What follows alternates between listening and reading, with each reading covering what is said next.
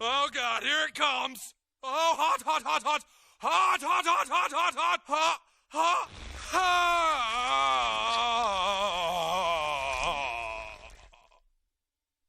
Mr. Marsh, we apologize, and if it's okay with you, we would like to present you your long overdue trophy.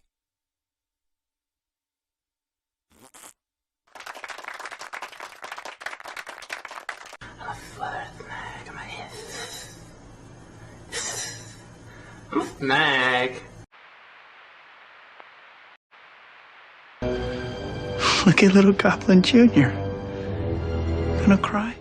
You broke my heart today. On Valentine's Day, bro. Bro, I cried today. I'm here with Razor eating ice cream, consoling him all night. I cried, dude. Like, I couldn't believe it, man. Like, fuck, dude. I got inspired by sitting here watching these guys, bro. Like, fucking my mystery, like, doing mystery boxes and mail haul. Dude, I was hurt, bro. Let's continue on, guys. Stop crying, you sniveling ass. Stop your nonsense. God damn it, man. All right. Yeah, man. I don't know, bro. All right. Fuck, dude. I know it gets to you. What, are you gonna cry now? Come on, cry, baby, cry for me. Come on, cry.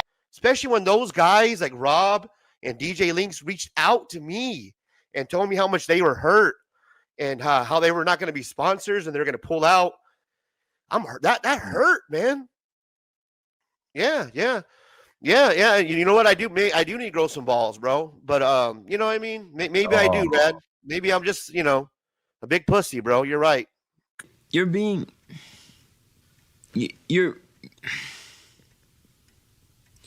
a pussy. I'm a big emotional pussy, bro. You're right. That's pussy, Razor. Yeah, you might be right, bro.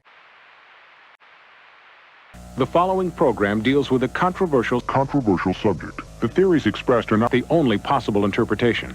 The viewer is invited to make a judgment based on all available information.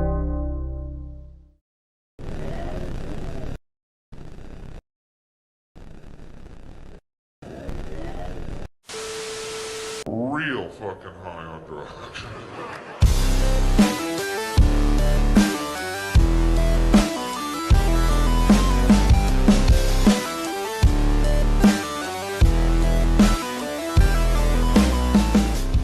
What is good, everybody? Welcome to another Saturday night, another Modern Comic Mayhem. And I see the comments. I saw ears bleeding. That great music, those final two songs you were listening to were brought to you by Hell Destroyer Comics from his new album that dropped, I think, this week. We'll take a look at that, but ears bleeding. You should be able to sleep tonight now. You're welcome. You guys, I hope you enjoyed that session. It was excellent. Shout out to Rick Simpson and Cannabis for that session for me. Hopefully you guys enjoyed it. I always do. We have a special guest to start the show tonight, you guys. Welcome Dan Crary from Ignition Press to Beyond Wednesdays. How you doing, brother? It's good to have you. Really good to have you. Doing well on this Saturday night. I'm loving the vibe so far. Kicking back, smoking a little, drinking a little. This is one of the better stops I've made. Yeah, we like to have fun, man. It's always an enjoyable time on these shows. It's the best way to explain it is like back in the day, at least for me, in early 2000s, late 90s.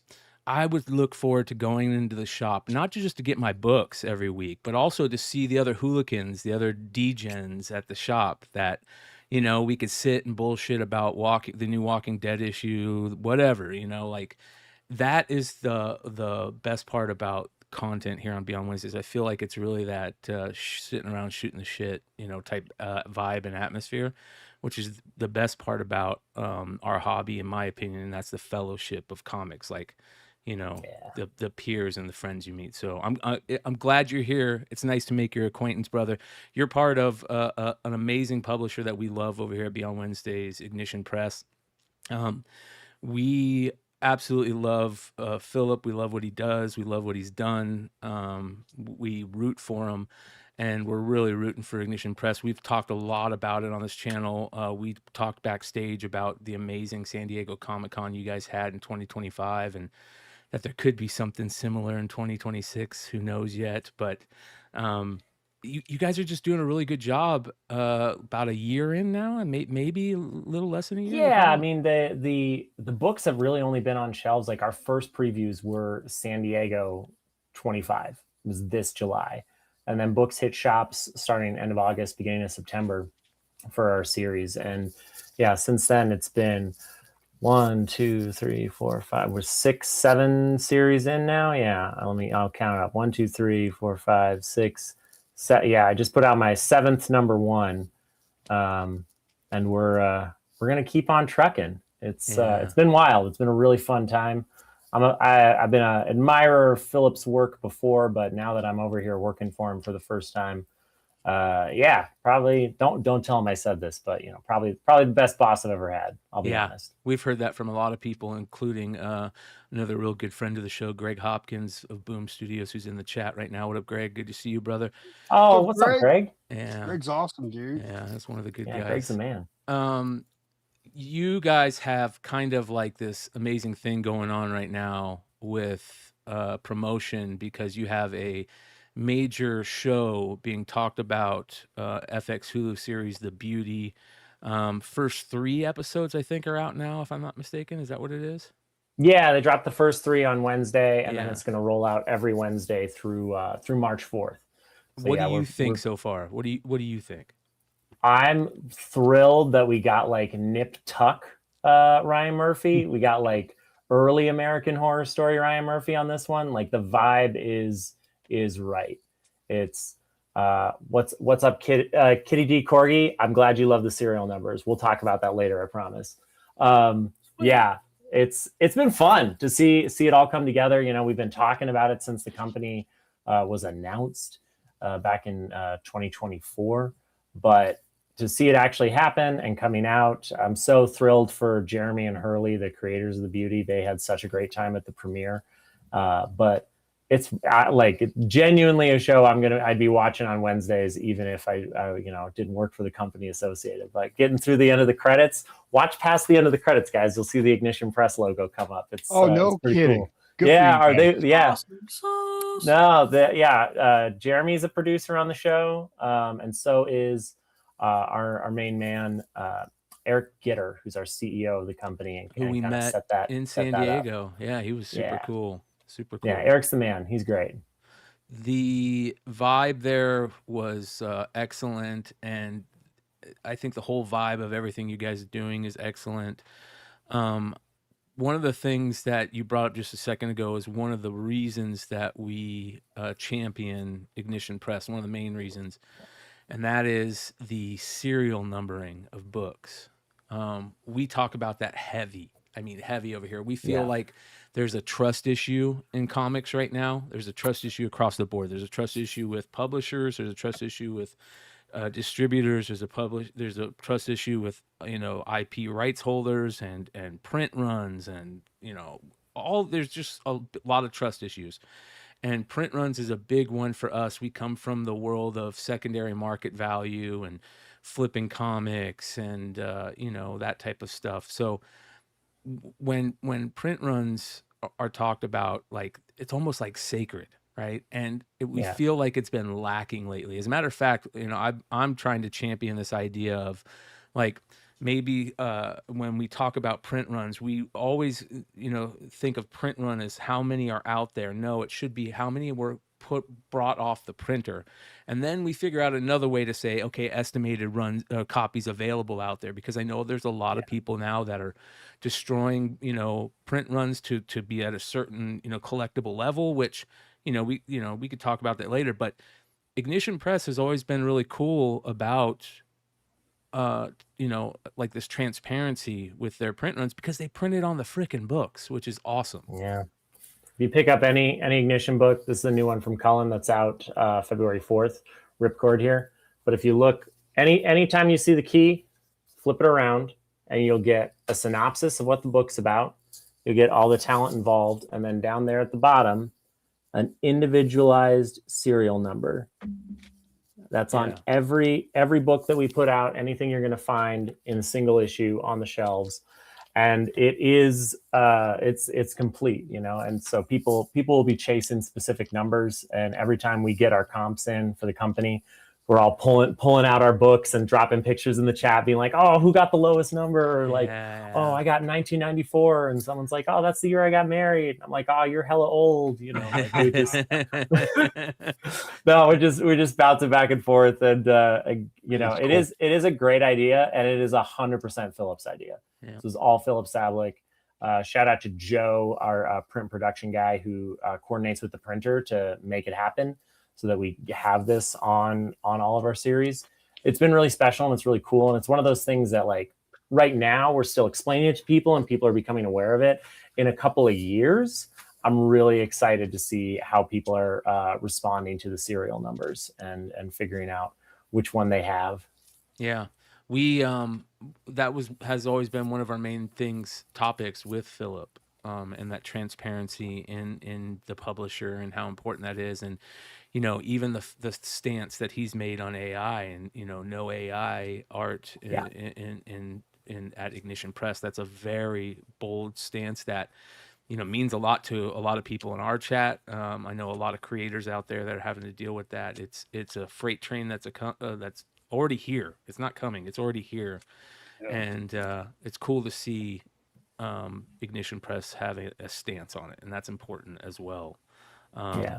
So all right, let's talk about something really cool, and that is Voyeur. So coolest thing about San Diego was this Voyeur push that you guys did, where you had this burlesque show and you had these little parties, these little like speakeasy parties every night.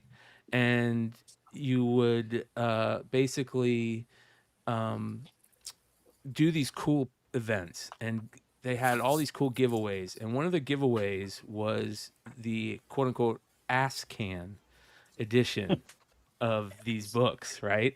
And this is great, you guys. If you guys were on my eBay live show recently, you saw me talk about this, where basically you guys did put out a regular ash can, which I believe you sent to stores. The stores would get a regular ash can. It was actually a regular ash can, a little smaller.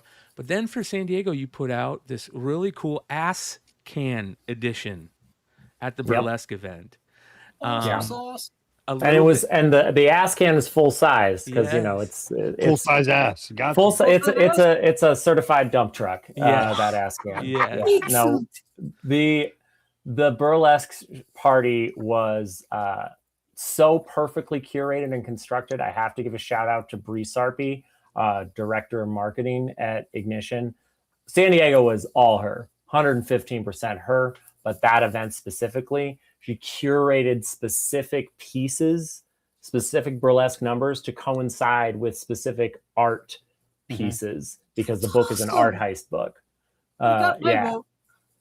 It was pretty wild. It was great. And it was happening at the same time as the Eisners, and they still sold it out and packed that sucker. Yeah. No, it was the place to be. That was a really special event. Well, it was really special to us because we were hanging out watching it, and Philip came over and he handed us each a copy, right? And showed us, you know, the serial number on the back. And my good friend and co-host on the House of Stein Hot 10, Ben Steiniger, who's in the chat right now, received the 0001 issue of the Voyeur. Oh wow, Ascan. I didn't know that. That's awesome. That's sick. And he still has it. Yeah, he's going to get it graded and keep it, I imagine. I don't think he's he ain't gonna sell it. You know, Ben. Nah.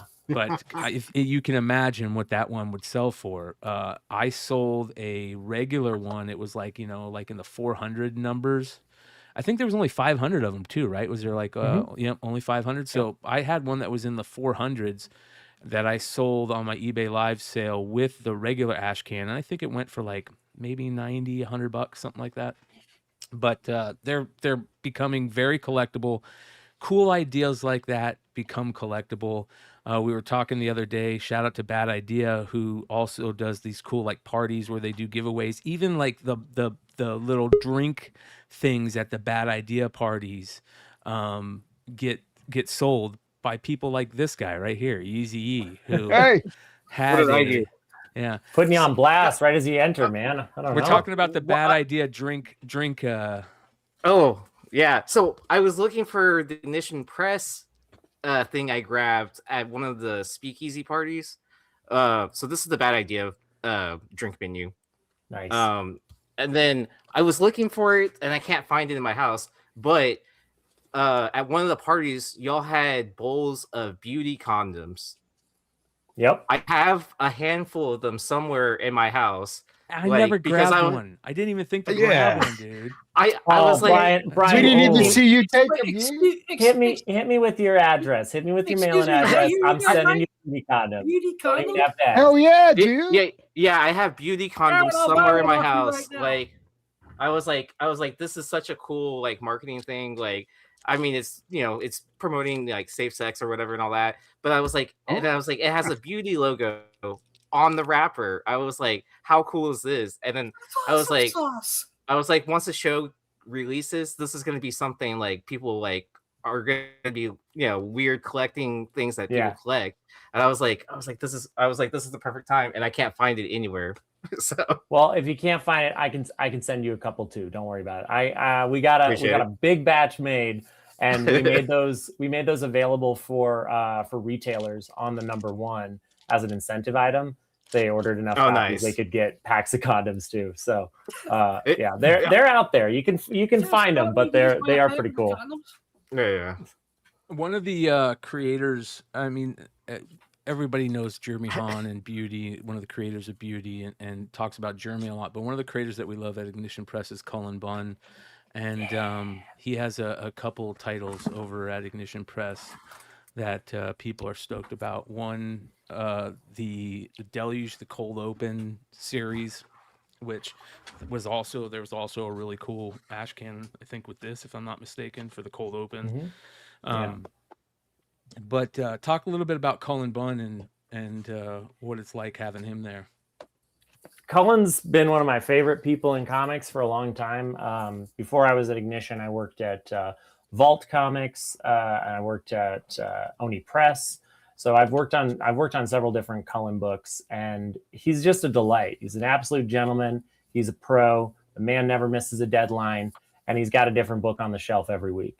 So he had his awesome first book with us, Deluge, that's about a women's prison that is flooding in a torrential downpour, and then a horrifying serpent monster is in there with them.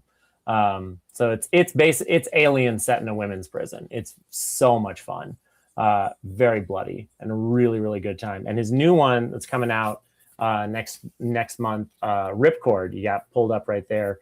Ripcord is about a world where there's been a drug epidemic, not unlike the opioid crisis, but the drug's called Ripcord. And with enough use, people become not just strung out, but aggressive zombies, like those guys. Yeah, like those buggers. They will kill you and beat you to death. And we had to use Cullen's podcast logo to censor that. In other words, bath salts. Straight up. Yeah, if you've been around somebody on bath salts, that's not an inaccurate comparison. Yeah. But the story is about two sisters trying to find each other in the Australian outback amidst the world like crumbling apart around them. Cullen loves to write a good horror story and a taut thriller, but he just writes family like nobody else.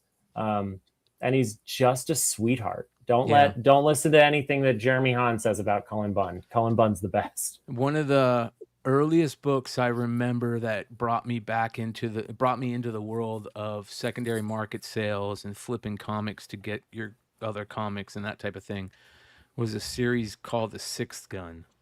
Yeah. And I don't know what's going on with that right now. It went through so many different options and news, and I'm hoping that maybe there's a chance that they'll talk about that because Cullen is doing some appearances coming up soon, if I'm not mistaken. Yeah, I mean, Cullen is going to be hanging out with Big Clutch next Wednesday, doing a live stream to promote Ripcord.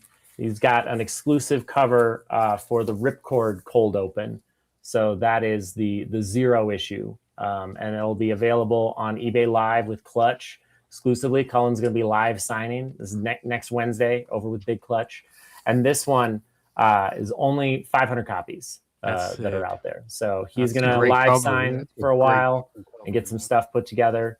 And then Clutch is going to do his Clutch thing and have a great time. But yeah, Cullen will be hanging out with Clutch and signing this exclusive new 0 issue, cold open, as we call them here, ahead of the launch of the #1 coming out there. So maybe if Cullen's had enough bourbon, he'll talk about where the Six Guns at as far as future adaptation go. But without saying anything, I think the future is bright for Six Gun fans. Oh yeah, that's dope. So you guys know Clutch's link is in the description below. Just go to his eBay Live, hit the remind me button. I'm sure most of you will already be there anyways. Yeah, Clutch has just he's been dropping some fucking heat lately. He dropped another Exquisite Corpses variant, limited to 500 by Pete Carroll on his site this last Wednesday. You guys go check it. That link's below as well, so go check that out. I don't know if there's any available still. People have been just clearing out his shop of all those Pete Carroll books. But anyways, eBay Live, Wednesday night, Big Clutch. Gonna have a super limited variant, limited to 500, the cold open, which is very cool. It's kind of like your guys' introduction, the term cold open, kind of like a nice little introduction to your guys' stuff, almost like an ash can, right? Yeah, I mean, we do ash cans that are, like half of the first issue, and we put them out in the true ash can size. The cold opens are kind of designed for if you know nothing about comics. Not only do you get like a self-contained story set in the world that kind of sets it up like a cold open with film, but in the back, we give people all the information they need to find their local shop and like how to order a book. And like guide you through like kind of comics 101. So we've put these out a couple different spots. There's been Kickstarters, there's been convention exclusives. Now we're taking them into the world of live selling and just trying to bring comics to the people and give people something a little different, a little unique, get you to have some fun with a limited run, and then move forward from there and see where the party's at. But I think when it comes to eBay Live, whatnot, all that, there's going to be a lot more coming in that direction from us. And I can say this: I'm trying to set something up for San Diego around a very big event that already happens there, and integrating in some eBay Live shenanigans that I think are going to be really exciting. It is. We talk about this all the time. It is like the tip of the spear for retailers in the world of comics right now. It's so new. It's so interesting to watch. I think that there was, little lessons learned when it first started, and for the most part, Whatnot has figured it out. They run a great ship over there right now in their comics division, in my opinion, and they have a great app. It's very easy to use. eBay gets online. They're figuring it out. They're doing a good job. It sets up these cool moments, these cool events at cons or just anywhere, like what Clutch is doing on Wednesday, where a creator can reach his fandom, right then, right there. It's so important. Yeah. We got Mark Spears joining us a little later on in the show, and we've been watching Mark do his eBay Live sales where, he's giving, the fans are saying, hey, this is what I want on there, and he's giving it to them right then, right there. And it's a pretty cool thing to see. But there's different ways to do them all the time. And I like the fact that you can, you know, go to certain shows where they're going to have high ticket items that if you're a big spender, you can get some grails, or you can come and hang out with somebody who's just doing dollar sales. Hey, if you don't have a comic shop near you, this is a place to go and score some cool books. So You're 100% right, dude. It's such a unique sort of community that's really popped up, and like a cultural experience. When I first started working in comics publishing professionally, I started at Vault in 2022, and I launched Vault's Whatnot page or account after I'd been there for about a month. That was part of what they brought me on for. And the people that came to those live streams for the next almost 2 years, like, we were consistently going live, dropping exclusive variants, doing graded books. I would do dollar trade paperbacks to get people into series, and I did these mystery bundles, right? And I always have one with like the crazy rarest covers I could pull from the archive, and we'd call it the Pink Slip Special because I was going to get fired for putting that one out there. And those fans, those people that came to those Whatnot streams, like, I saw the coolest stuff happen. Those people coming to find you at the booth. Obviously, when you're out in person, be like, oh, it's me, and they have to tell you the screen name's Havoc, you know, and get to meet people, and that's really cool. But we had one guy who came to every show and then was like disappeared for like 4 months, came back and let everybody know he beat cancer. Wow. And that show, every person who won an auction item messaged me. It was 25 people. They all messaged me and were like, hey, can you actually just send mine to that guy? Wow. Can you just send mine to him? Oh, wow. It was the cool, like, fellowship. I'm a believer that like live selling, a live community, like the live selling community, like it's so many people who can't go to shops. Maybe you're immunocompromised, or you live out in the boonies, or like you had a bad experience at the one shop in your town and you don't want to go back. You can find people who love comics and are going to get excited about finding grails or getting into new series or any of that. Like, I'm thrilled that Ignition is starting to get into eBay Live and Whatnot stuff, because I'm a firm believer that this is where it's at. It's a great time and a great spot. Yep.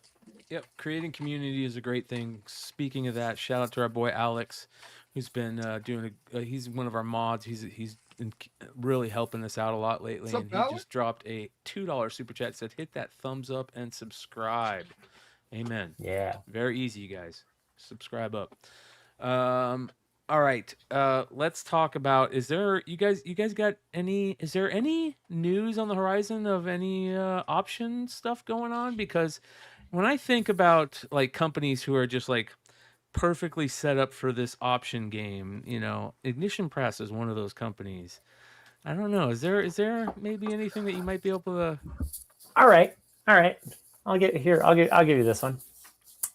So, already announced that the leading man from Jeremy Hahn and B. Clay Moore is in development and it's in pre-production, moving towards production over at Netflix, starring Kevin Hart and John Cena. So that, what? Yeah, that one's coming down the pipe. That was announced last fall. It's gonna be hilarious.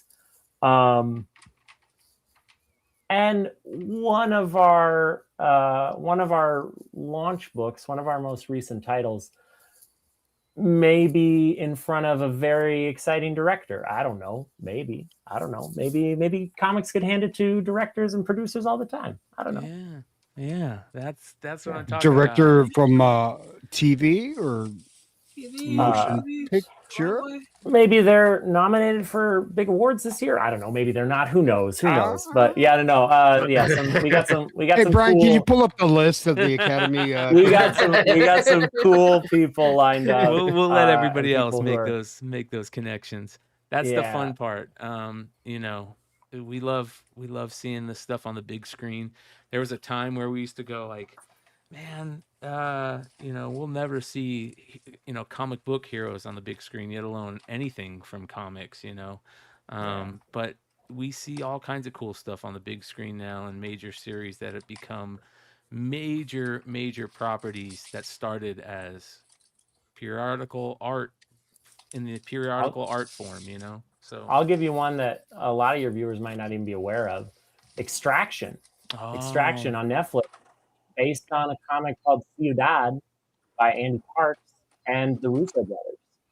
And not only did that spawn 2 films and a streaming show that's dropping this year, and probably a lot more things coming in that Extraction universe, but Extraction's coming back. We're republishing Ciudad in April, and we've got a brand new #1, a Extraction Beginnings, like an early Tyler Rake story from Andy Parks that's coming to comic shops in March. Nice. So we're it's a big one. The Extraction's a big one. We're really happy with Andy coming back to that world and writing new stories in there. It's gonna be sick. Yeah. Oh yeah.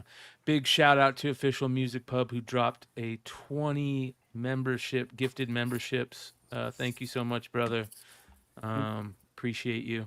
Yeah, I'm really looking forward to what you guys got going on. We talk about it pretty often. We're going to continue to talk about it. We're talking about a lot of things behind the scenes. We got Colin Bunn showing up with Big Clutch this upcoming Wednesday on eBay Live.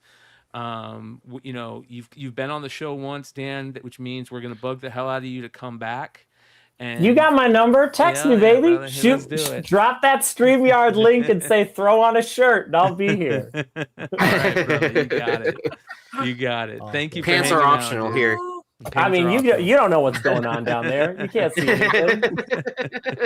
That's awesome, Dan. It's fuzzy slippers and a banana hammock for all you know. Who knows? Thanks for hanging out, brother. We are. Hey, I'll be in touch. And you guys, link for Clutch's sale on Wednesday is below and in the live chat. Thanks for hanging out with us, brother. We'll see you soon. Yeah, thank you, Dan. Guys. Have a good show. Later, bro. Thanks, Dan. That is pretty sweet. I love cool meeting guy, new people man. like that. Yeah, in the comics dude. world. Yeah, we've been very Man. lucky lately, dude. You know, meeting cool cats in the comic industry that are working for cool publishers that we like. We brought up Greg early in the show. He's in the chat. Shout out to Sienna over at Bad Idea. Shout out now to Dan over at Ignition Press. Like, there's all kinds of people that I think are. Dang, how many publishers do we know at this point? You can't take us anywhere. Yeah, shout out to You Jeff know, Mazza Brian- over at Dynamic Brian. Forces. Brian, I felt like Dan was on the verge of telling us, and you didn't go in for the kill. I need you had him, dude. He was Well, going to I tell think us some it's. more. I think it's. I He's think gonna it's. give us some more stuff. I think it's two titles. It's either Voyeur or Murder Podcast. It's one of those two. God, man. If I was a betting man with Vegas odds, I would go with Murder Podcast. So either one's I would- great. Both of them are good. They both have the Voyeur has the ass can. Murder Podcast has a really good cold open. You sold me an ass can and beauty condoms, Yeah. and right up my alley, man. The I gotta less find shows, those. I like this publisher. Yeah. Fucking A. Wait, but he also did drop the John Cena and Kevin Hart hint 'Cause too. I didn't hear that, but So it'd be interesting to see what characters could match up to that in their catalog. Yeah, I mean, Yeah. Fucking A. That's pretty dope. yeah, good time for comics, man. Yeah. We got a lot more to talk about still in this show. We just started. Where'd John go? Right as I was going to introduce him, say, "Hey, John, what's going on?" He fucking leaves. All right. Okay. As we delay some more, man, I've had 2 really good quotes in 2 days in a row. Most racist Asian on the panel. Oh yeah, and then safe sex or whatever. Promoting safe sex or whatever. Safe sex, man. It's a good time to be podcasting, I guess. I tell you what, we didn't get a chance to. If Mark's going to be on, we didn't get a chance to do the evil mean tweets segment. So We got to set that up at some point. Mark's yeah. coming on. I'm sending him the link right now because I want to talk about a book that's on F.O.C. this week. There is a big deal of a book for Mark Spears fans on F.O.C. this week. Issue number 9 is on F.O.C. And I mean, most people that are here on, especially on the live shows, are Mark fans too, so they understand how important it is. But to let you guys know, it's the first new storyline since the Kickstarter book, for the most part. I mean, he's added a couple little things. He brought us Funny Bones in the 0 issue for Free Comic Book Day. But issue number 9 is the first new stuff that's coming. And there are some covers that are available, especially an Unholy one and a Clown one that are fucking amazing. So we'll talk about that. Yeah, right. John, how you doing, brother? I'm good, guys. How are you? Good. How Doing was pretty good. how's the weather out there? It's freezing cold, but the White Walkers have not arrived yet. It's still no snow, no nothing. But I heard No snow? some latest weather is middle of the night to 2 in the morning type of thing. So Yeah, I think I'll everybody's probably- everybody's dreading Sunday morning. yeah, but like everyone, ran around and just grabbed a few last minute items. Not that I'm worried about anything because we've had bad snowstorms every winter, or every other year, so it's nothing new. But just went and got some stuff for the fridge, the kitchen, some extra salt, stuff like that. I got my stockpile of cigarettes. I'm good for. But we live right by the water, and like they show like the different colors, and like we're not really affected. We're just gonna have cold weather, but man, people fucking act a fool, man. Like buying like it's the apocalypse, dude. Yeah, you would think there's a meteor on its way to the. I always think of it as the idea is like, we're all gonna die. I don't have to leave my house for like 3 days now, type of situation. Yeah, it's weird because all it takes is a few weird reports or Oh yeah, it's the whatever. media So, drives. yes. Media drives all that shit, man. Yeah, and the minute that happens, it's like I said, I've seen a lot of unusual activity, and it's no different than when somebody went nuts over like paper towels and toilet paper during COVID. It's like, do you really think you had a greater fear of not being able to wipe your ass than dying from a possible contagion? So Yeah. the I don't know reason about you, Johnny, with the supermarket for me, though, it was like the living dead. People just like it was like a mob scene. they're okay, so the reason that we got Hell Destroyer on the Sesh songs tonight is I hit him up today and we were talking about, because he dropped a book today that is fucking amazing that I got to talk about. Dan Quintana, Absolute Batman number 16. This book is fucking awesome. Yeah. The virgin of this this is such a metal cover if I've ever seen a fucking metal cover. Look how bad like an album cover, man. Did he show this? Did he show us this ahead of time? Yeah. Did he? Okay, yeah, that's what I thought. I was like, wow. It's like one of those situations where it's like, whoo, we can finally talk about it. Dude, it sold out. It's selling already for $100 raw That's on crazy, eBay. man. How fast did it sell out? I don't know. I didn't ask him. He said all of his sold out on his website. So fucking crazy. Yeah. He sold out except for the copies that he's sending us, right? Look how badass that is, dude. Absolute Batman dude, looks it's a sick. gorgeous book. The way the spikes on the shoulders and his cowl is, the way that the lines on the bat the axe head are, and then how badass she looks, and then the fucking death beast behind her, flying death skeleton. Death. It's just death, flying death.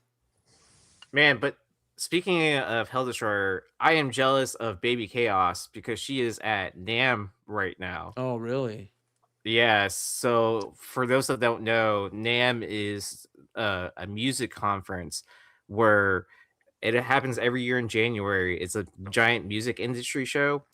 Every major music retailer brings like their brand new music equipment for the year that they're releasing, and so that's the show. You get to try it out, all that. Like every professional musician shows up, so it's just all.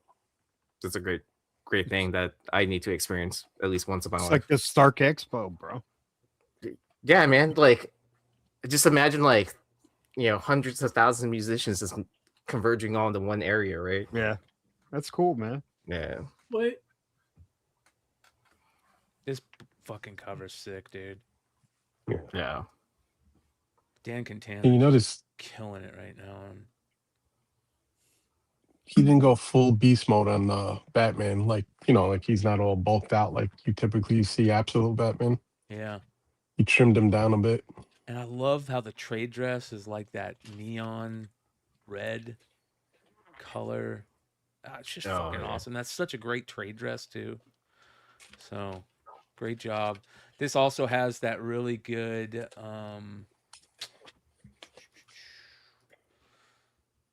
A cover where it shows how big Wonder Woman is.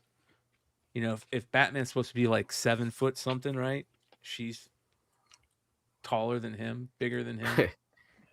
And that's So how it Death by should be, right? Seuss, She's an Amazon. She should be a fucking monster. She should be big as fuck.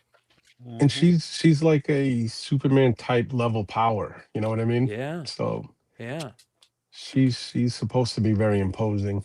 Yep, she's a badass. But they killed it adding that tattoo sleeve to her. I love that yeah, about bro. that character. Oh yeah. Because it's like tribal, and that's what the Amazons are, and so it's a nice little twist on her, Yeah, a it's look. good touch. There's a lyrics lead connecting variant.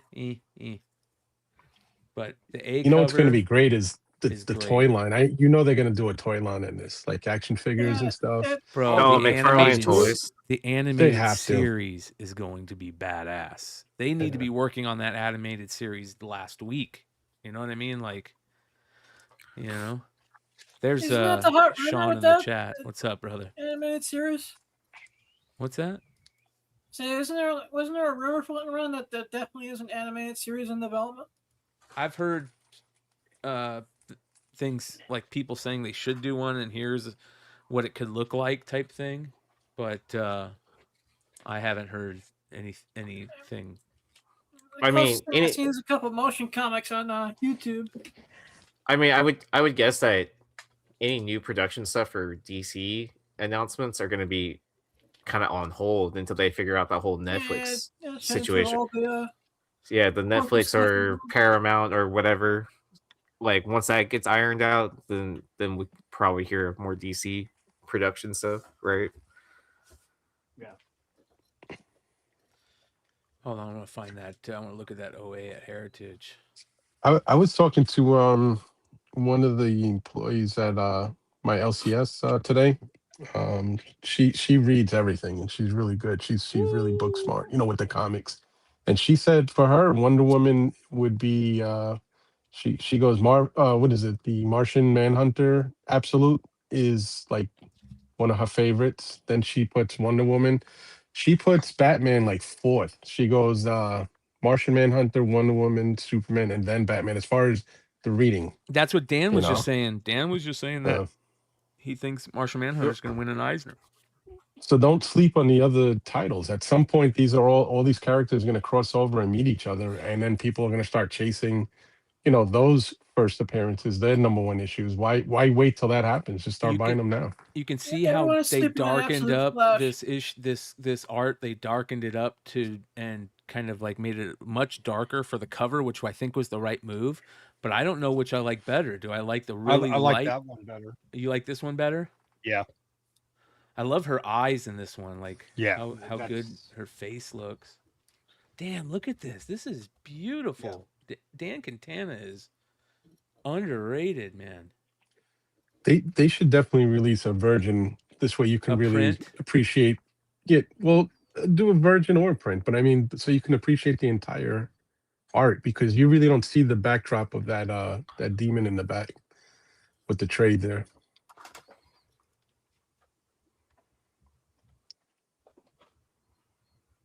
Oh, you don't I mean, see I- as much details into the skull either. Right, right. Like look at those gnarly teeth and then I like just like the I like the side. darker one just- better, but I agree. There needs to be either a foil or spot foil version of this. Hey, Sean's in the chat. Sean, is there going to be a version of this coming out? I got a question. Is that a demon or is that the horse she rides? That's the horse she rides, the Pegasus. Okay. Yeah. Right. Flying death, bro. Batman looks way better in this one. Wonder Woman looks better in the other one. And the interior art is really, really cool, man. I was flipping through today Absolute Wonder Woman because I bought pretty much whatever copies I had left of her number 1 through like 6. And I was flipping through it. It's really, really well done. The art, interior art. Yeah.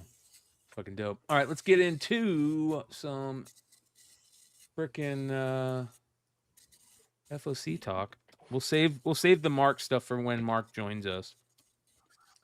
But Economics and Comics, I love to use his page to go over F.O.C. So go check it out. He does pre-order bundles. We'll check out the ratios here in a second.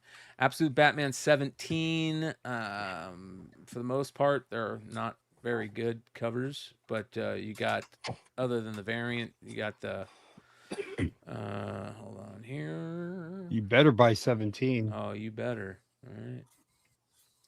Oh, did you hear from Scott Snyder that there's some big first appearance That's the or 1 something? in 25 right there. Yeah, I heard somebody poison something. Yeah. Is Mark Brooks cover for this the Poison Ivy one? Poison. Or was that 16? That Mark? No, it's this one, right? Where is It it? is this one, I think. There it is. Event exclusive. This is gonna be for MegaCon, you guys. Holy cow! Oh my god! I'm so happy I'm going to MegaCon. So we're assuming that this is going to be at Mark Brooks' table. Mark art Brooks table, yeah. Or it's gonna be sold by MegaCon in their little fan expo table. So, damn, that's fucking good. So there you go. There's that. Amazing Spider-Man, Venom, Death Spiral. It's got some really interesting covers. This Death Spiral character is super cool. Kind of reminds me a little bit of the Unholy One, though. They had that. I think Donny Cates and Stegman were the first to kind of do the Spiral character. Yeah. I like that character. Look at this Essentia. Oh man, Carla Cohen, dude. Carla Cohen. Mama, holy shit! So good, bro. Well, if you want to get technical though, the Unholy One art was put out like in 2023 on a trading card. So I don't know how far. Although that spiral character exists for quite some time. This is, you can see Carla just getting better every new piece of art she does. Wow. And I was just talking to Billy about Carla and Lucillo, about how good some of their Essentia covers were, and this one is fantastic. She needed some freckles on this, Yeah, or just a a mole. couple. Yeah, just a couple. Wasn't that Spiral character during like the Null? Yep. Yeah, it was. It was during that time period, though, right? That would have been. It was during the Carnage. Wow, look at This that is Joker. So that would have been 2018. Yeah. You got the Mark Spears Joker for Batman Superman World's Finest number 48. We've been waiting for a long time for this one to drop. That's old school Joker. I like that. Yeah. That's like a Bronze Age version, right? Yep. Like when Neil Adams and a couple other guys used to draw him. Yep. Oh, Brian Mm. Bullock. Yeah. No, Bringing back that suit with the Ballin. gloves. Ballin was in the 80s and 90s. Yeah. This is 70s, late 60s Oh. and 70s. Superpowers era, when that Superpowers cartoon first came out, type around that time period. Oh, or like the Joker series solo title. Yeah. That time period. They're doing a facsimile of Dark Knight Returns, and you've got two new covers that they're doing. You got the Frank Miller one that is just, again, we talked about this on the Stein last night. But you would think he would, especially for something like this title, he would have done like something really awesome. Stop it, bro. I don't think he has the ability anymore, you guys. I hate to say it. I think There's he's something wrong with his eyes, I think. Yeah. I think, unfortunately, I think he should. He's one of my childhood heroes, but I think he needs to put the pencil down at this point. Yeah, but this one doesn't look too bad. Yeah, I mean, it's okay. This one's not, it's. I think he's always drawn like that. We just put up with it. Do you know what I mean? Until we started seeing great artists, man. Dude, his art before Dark Knight Returns was totally different, and it was great. Year One, the Daredevil stuff, all that stuff is excellent. Captain America, I did some Captain America work.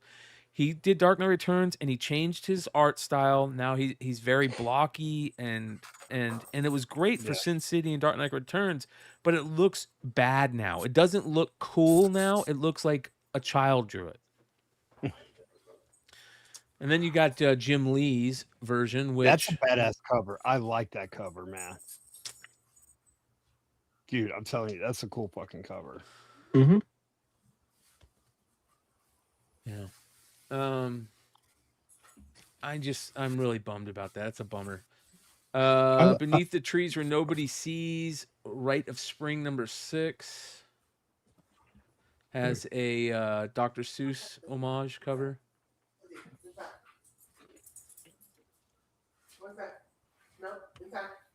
There you go. People go crazy for those. Bloodland from Ignition Press has got a really good cover B by Jeremy Hahn. It's pretty dope. Don't know the character yet, but we'll figure it out. Breyer, Rebecca Puebla has 2 good covers for that one. We'll show in a second. Catwoman, Fuimara, Frank Cho, Scott Forbes. This one's pretty good. Here you go. Let's see. That one's good. Oh yeah, nice. Meow. Yeah. What's she holding? She's holding a picture. A painting. Oh, okay. Yeah, man. The Darkness #3 Raymond Gay cover and Brett Booth. You got connecting covers. It looks, are they connecting? No, maybe not. Cover A and cover B. Raymond Gay. He is fucking badass. That's a great cover. I love the Darkness series. Here is the Brett Booth. That's good. Yeah. Brett Booth. Reminds me of Silvestri. Yeah. Oh, it is Silvestri. Was that Silvestri cover? Yeah, Darkness. Yeah. Darkness with Silvestri. Okay. Fucking this Death to Pachuco, man. And Jay Gonzo. I love this cover. Look how dope that cover is. Yeah, it's cool. Mm-hmm. That purple and green. The badass Pachuco, style. Yeah. That is so dope. Like Zoot Suit Riot days, right? Fucking dope. That's gonna be a cool cover to pick up. Open order, just cover B. I remember my grandmother used to, like when I was getting out ready to go to the club and shit. My grandma, don't be going out there like a pachuco.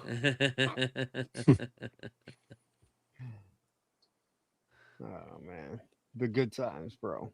Exquisite Corpses #10.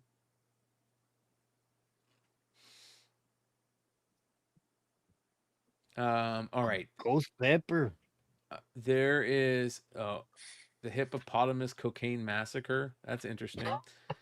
Okay, go on. Ghost Pepper. I'll show you the variants for them. They're very lacking. Godzilla. You got a Frizen, but this one's okay. The Virgin's better. I'll show you that here in a second. For the I was at that cocaine event. They weren't supposed to publish that comic. If the first rule about Elephant Cocaine Massacre was not to talk about it. All right, look how great this that's is. kind of cool. This Yeah. is fucking awesome. Oh wow.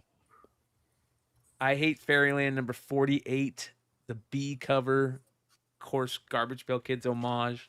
Love it. I will own the one. When is somebody going to actually make those peel off like a real a giant size sticker? Right. Uh-oh.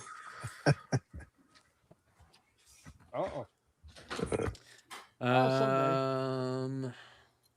You've got a Fan Yang and Glorious X-Force number 2 domino cover. Fan Yang's actually a really good cover artist.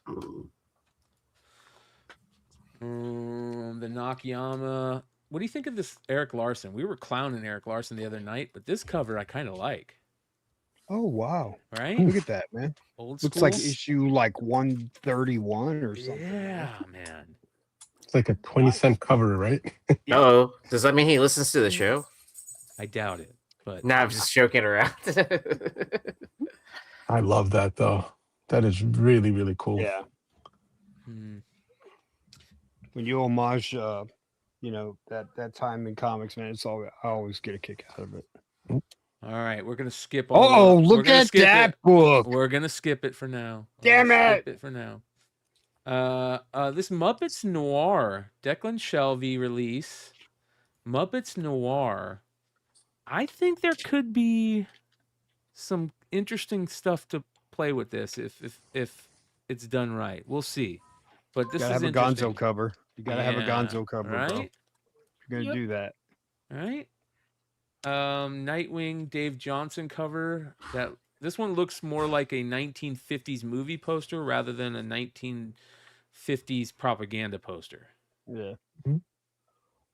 But I like It was like a was it like the birds? Yeah. I like Dave Johnson. He's badass. All right, you got another Edo cover, but I'm going to be honest. All right? My honesty is sometimes gets me in trouble. I'm too honest. I don't like this cover. There's something off about it. Power Rangers Prime number 15 FOC variant. Oh shit. By Edo. There's something off Hey, dude, about it. that cover's fucking badass. Do you like that? Yeah. I don't know, man. That cover's badass. The What do you think, E? Legion Ravager. You went Is to the Aaron? smoke Oh, joint. Aaron walked away. Yeah. Aaron. There's something wrong with it to me, and I don't know what it is. I don't know, Brian. I think you like that's that? good. I think it's just the trade that really throws you off. As a Edo virgin, I think. he is fucking blowing up right now in a major way. I'm gonna figure out a way, hopefully, to get him on the show at some point. I don't know if he can do shows. I'll reach out to Annabelle Kirby if I have to. Like, let's get this guy on a show because he's fucking amazing. But I don't know about this cover. I don't like it. I don't like it. Panosian variant for Predator Bloodshed. That's pretty good. That's excellent, man. Really good. Okay. Oh wow. Psylocke Ninja number 2. Of course, the art germ went crazy for the first one. Inhuk Lee has been doing these variants, these versus variants, and it's okay. Yeah, it's okay. But look at the sway. Mm-hmm. That sway. Mama. Woo! Damn, that's a good cover. Yeah, it's pretty good. That's pretty good. Mm-hmm. Yeah. Mm-hmm. Mm-hmm. Ricky Yagawa. That one's okay. There's more we'll look at here in a second. Yasmin Putri stuff is still... Oh, did I just do that? Okay, good. Yasmin Putri stuff is still... That's a good cover. Really flippable, in my opinion. Like, she's got those weird books where even her non-ratio variants are... That looks like it could be expensive. Yeah. You know what I mean? Yeah. And sexy even. No, it's just the way that's done. That's done really well. Big Remo, And I don't you know if don't I know would how like hard, it without the trade. Yeah. Big Remo, you don't know how hard that was, brother, to pull that off. Rogue number 2, Yasmin Putri, be on the lookout. That's a cool book. This is the A cover. This is the Nakayama. Pretty wicked, right? Right. Pretty wicked. Good. Nakayama, Sorcerer Supreme number 3. Kari Andrews stuff is always badass. This is Mike Choi. Love Mike Choi's commentary on IG. Not a fan of this cover. No. Yeah. I love Mike Choi's art. Not a fan of that cover.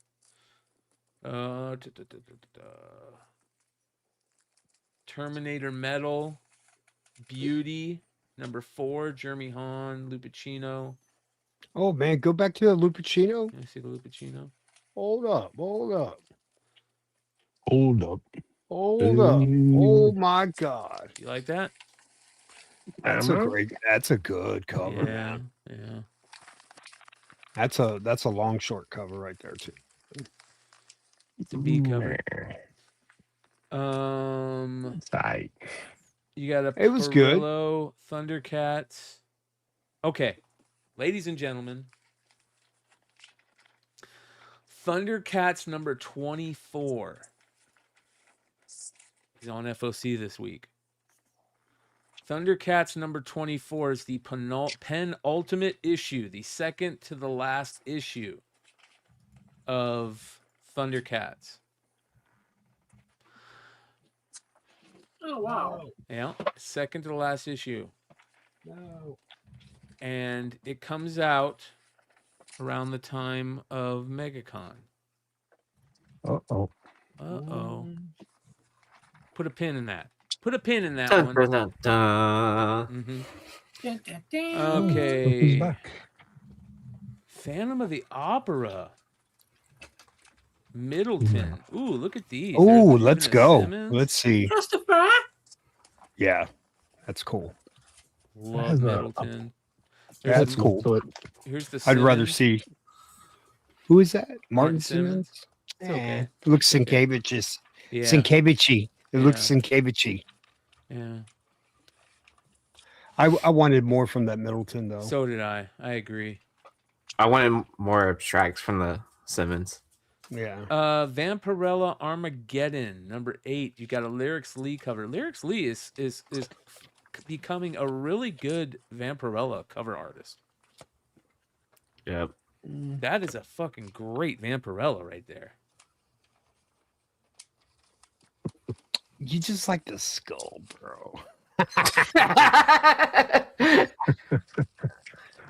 There's a skull. Yeah. Yeah. Linsner is always a great Vampirella Oh yeah, artist. I love Linsner. Mama. Linsner draws what Coochie might coo. be the perfect boob. Mm-hmm. Mama. Yeah. Lindsay draws some of the best titties in comics. Yes, he does. Testify. Testify. Awesome sauce. Thanks, because I don't. What have do the you think strength to about do it this Christian Ward? I'm a huge Christian Ward fan. There's something off about this one. Yeah. Yeah. It's I a think- jawline. I think Jawline. Frank Miller was starting to draw, and he goes, "Hey, cut it out! Get out of here!" Shave somebody with that jawline. I said I could fix that. Yeah, Frank, quit it! Somebody call the cops. Chop her down. Scott Forbes. Got Forbes. Let's see what you got, Scott. Come on, bro. That's okay. It's okay. All right, let's jump to see some ratios.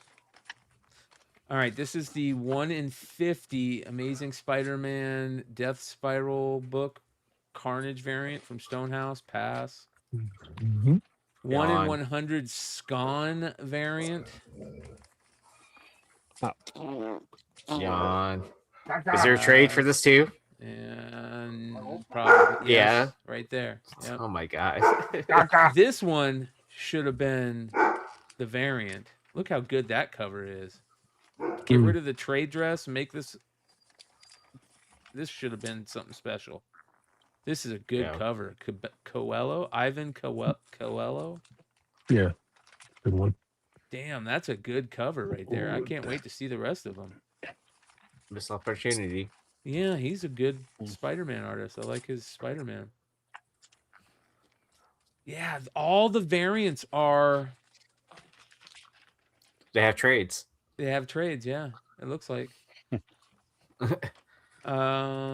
Yeah, they're all the variants. Marvel is doing that again. Every single variant for Amazing Spider-Man, Venom, Death Spiral is just without a trade. That is weak. That's fucking weak. That's weak sauce. Let's see here. What else do we got? Oh, here you go. Here's the 1 in 10 Rebecca Puebla Virgin variant for that Briar Knights Terror #3. That's good. The look on her face, man. That's really good.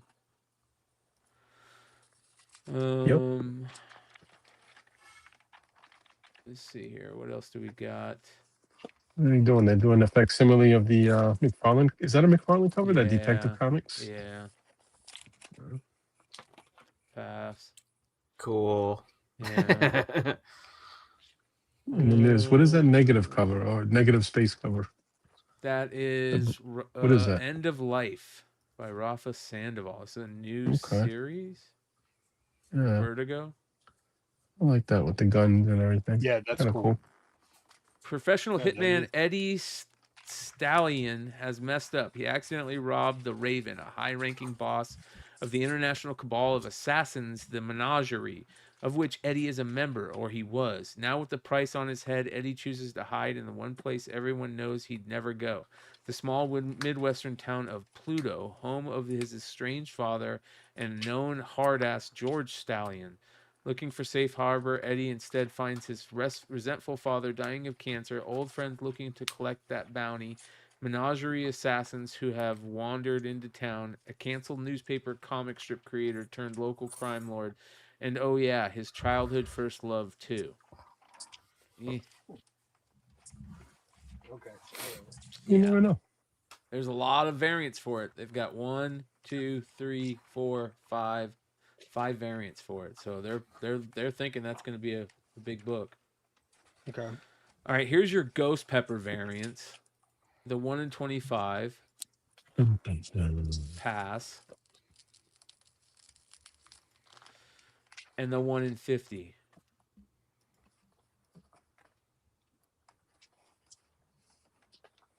Yeah. They just need to get Ito to do all the incentives. Yeah. All right, here's your Frizen Virgin cover B. I like that. That's creepy. Who as owns hell. the OA to that? E or James? Yeah. That is Mind creepy, dude. That is such a creepy. It's a cool piece, but I don't know if I would buy that. Yeah. I'd buy that. I like water and like those ocean vibes. Danger in the depths. Interesting. Yeah, it's okay. It's okay. Oh, the lollipop one he buys, that was a really good one. When that pops up for sale, the OA, send me the link. Which one? Since nobody wants it. The one with her in the water. Oh, I mean, you can just... So, if it pops up, it's going to pop up on her website, but if you really want something, it's probably just easier to message her. It says, I summoned a demon, and she is kind of my type. Number 4, Cedric Pouliot cover. Where's Hood, man? Is your mic off? Oh, Mama. Good Lord. I'm gonna need a long nap after that. I don't think there's a bad Cedric Pouliot cover. It's hard to find one. It's hard to find one. You said hard. There is a nudie version of that one too. What? No. Yeah. Excellent. You don't need it. No, I know you don't. Bro, That's what come makes on. me. What is this one? Woo! Look Good at them Lord. thighs. Oh my Lord. That's my kind of girl. Dude, she ain't playing, bro. She'll kick your ass. Fuck yeah. Street Fighter type there. Yeah. Yeah. And then there's this one. Chick Oh, so holding a bowling ball. Every cover has a nude, explicit version. Look at that one. Awesome. So Oh, that's nice. That A might little be Playboy a good trade. play. Yeah. Yeah, that one definitely is. That might be a play right there. Now, does that come both ways? No, it only comes Explicit like and that. regular? Nope, just Oh, like good, that. 'cause Which that's is a all it needs to bummer. do. No, I like that No? because it's a playoff for the Playboy magazine. Yeah. yeah. You know, it's supposed to be that way. Yeah.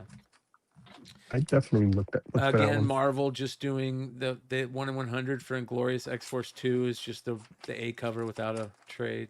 Fucking weak. Yeah. I just figured out All when I of hit one of the $1 billion lottos, I'm gonna buy the comic, end of Disney Marvel and just fire everybody. And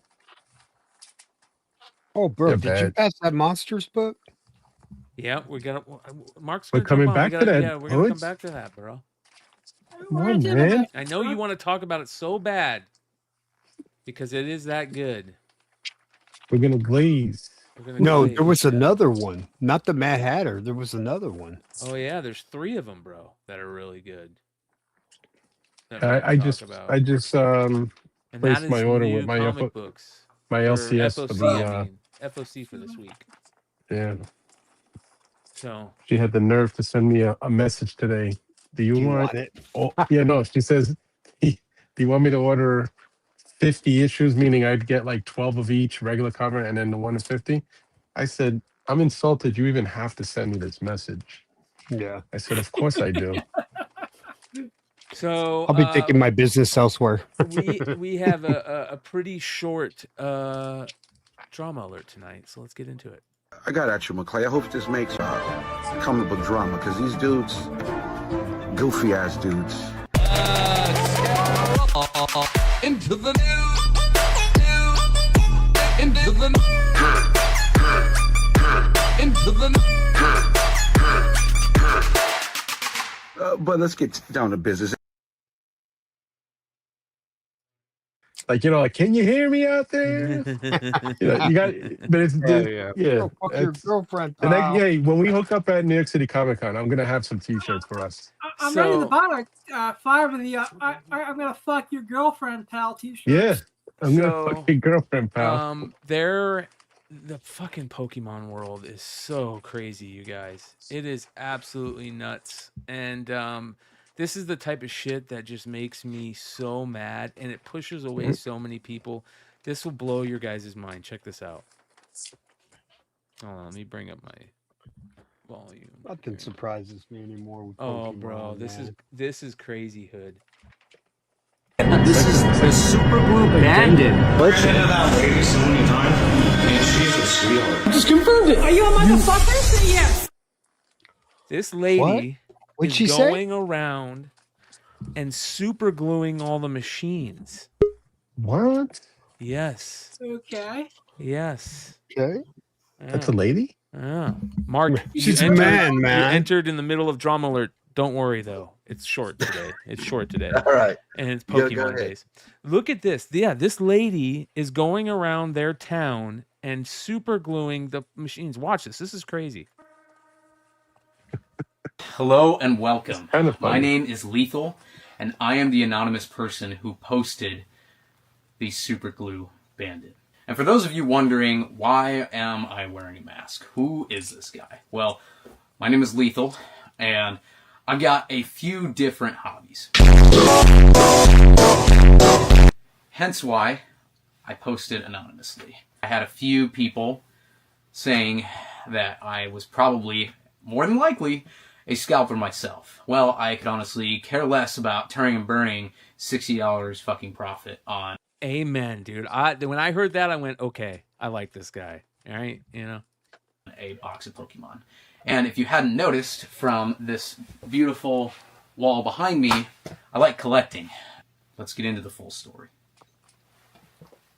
On the evening of January 3rd, It was no different than a normal run to the store, grabbing some groceries, checking the Legos, and just kind of seeing what they might have in the Pokemon vending machine. I already had heard rumors that there was somebody out vandalizing the machines. Vandalizing the machines. I remember when I first heard that you could go and super glue like locks, you know, and there was people going around super gluing locks, and how much of a pain in the ass it is to get them fixed. And I remember thinking, what a bunch of assholes, you know, like what that would make me just furious. Never in a million years did I think it'd be happening on Pokemon machines. Now, I was unaware at the time that there was a supposed glitch going around that had to pertain with the buttons. I just heard that there's somebody supergluing these vending machines and that it has caused issues for other people and that she was very hostile. So I just happened to run into this lady, and my first thought was, well, nobody's really gotten any proof of her doing this to my acknowledgement. I better get a video of her and see if maybe I can get a confession from her. And, well, here's that video. The one that super glues the machines? Yeah. Absolutely. Yeah. I want to make sure that I film you, because I see you doing that all the time. You can film me. I don't care. But now I know. I just seen you doing it. I heard people tell me that you were doing it. Now I can put a face to the name. So. You gonna impersonate anything? Yeah, absolutely. Okay, go for it. Can you tell him to stop harassing me? Bro, what would you ever think in a million years that I just seen you doing it. She would be like that? The person going around and vandalizing a Pokemon machine would look like that, or like be, first of all, a female, you know, middle-aged, you know, Middle-aged Karen. Yeah, like She looks what? like a soccer mom. Yeah, she looks like a soccer mom. Here we go. I heard people There's tell gotta be a backstory. told me that you were doing it. Now I can put a face to the pushed name. her over the edge? Can you tell him to stop harassing me, please? Her Can you tell him ex-husband to stop lost harassing me, please? all So, their yeah, life she savings just- on Pokemon cards. Yeah, That's right? what the backstory is. Harassment. be a I'm good just some movie. nice lady that's being harassed. They're clearly just confessing that I like she's this guy's the one outfit. super gluing the buttons in. Yeah, man. Looks like a comic. Why do you feel like it's right to super glue Pokemon machines? Noir. Who are you? I'm just Tell me who you are. just a person. I'm just a concerned citizen. I can tell. What's the issue? I don't understand why you have to super glue the machines though. Because now it causes a problem for other people, other kids. That's the main thing, is that, you know, she's causing an issue for these kids and disabled people. Said That's the other whole kids. point of having those buttons there, is because it's for Fucking disabled kid that does individuals that machines. can't get out of a wheelchair to click Fucking the adults. screen and reach to the top of the machine to click on whatever item it may be that they're trying to purchase. Obviously, half of these 40-year-old neckbeards in the comments want to say, oh, well, nobody uses the buttons, it's a touchscreen. Yeah, well, they're not thinking far past their own pocket. Are you going to move out of the way so that I can use it? No. Okay, well, it's a public machine. I'm going to kindly ask you to move. Then you see that she stops me from being able to use the machine, not even using it herself. At this point, she's just starting to film me for no apparent reason, just not letting me use the machine whatsoever. So can you use it? Can you go ahead and make your purchase? This fucking shit is way out of hand at this point, right? So, not making her purchase, stopping me from using Just a punch her in the publicly throat, accessed bro. machine. Hey, is it? I think I know who the identity of that guy is. Yeah. His voice sounds like James from Hive. Dark to dark. Yeah. Right. So then you got an employee here that comes into the picture. Hey, in the wait a background, minute. And he's You like, might be right. you guys are in the wrong. He does have a room like you that. guys have been here from dark to dark. Meaning they've been there from Seems morning right. That is till the James, evening bro. Yeah. doing this shit. And he said they. The other person that's there is a known scalper. in the Wow. So you can only get so many things. It's timed and it'll run out. So they just stay there all day grabbing stuff out of it. That's crazy, dude. Oh, yeah, that's why people were bugging out the machines by unplugging them, because it reset the counter on the time. Wow. So, yeah, because it's like a time release of when they release product. So it's so people don't go like as soon as the machines are restocked, they don't go straight to it to unload the entire machine. That's what it really is. It's crazy. Interesting. Dude. Yeah. Yeah. I mean, it's a complicated system, but people have already, obviously sat in front of it all day and figure out what it does. First grade comprehension reading level, I have created this for you so you can easily understand on a toddler level. Bad guy, super glue bandit. Me, collector, hobbyist, and enthusiast. Bad guy, super glue machine. Bad. Bad guy, stop scalper. That's good. Bad guy loiters and takes all items for herself, becoming super glue bandit and scalper. So the reason that she's supposedly doing this is because she's mad at the scalpers that sit there and wait all day. Oh, yeah. So she buys her stuff and then super glues all the buttons so the scalpers can't get it. That is some like... That is like psychosis level tweaker thinking, right? That is straight out of South Park right there. So this is what's happening with Pokemon. It's turning middle-aged soccer moms into South Park when characters. she's like a CEO of some major company, man, that'd be hysterical. Well, could you imagine if people did this to like scratch off lottery ticket machines? Great point, E. Great point. Like, people would be up in arms, kicking ass and taking names.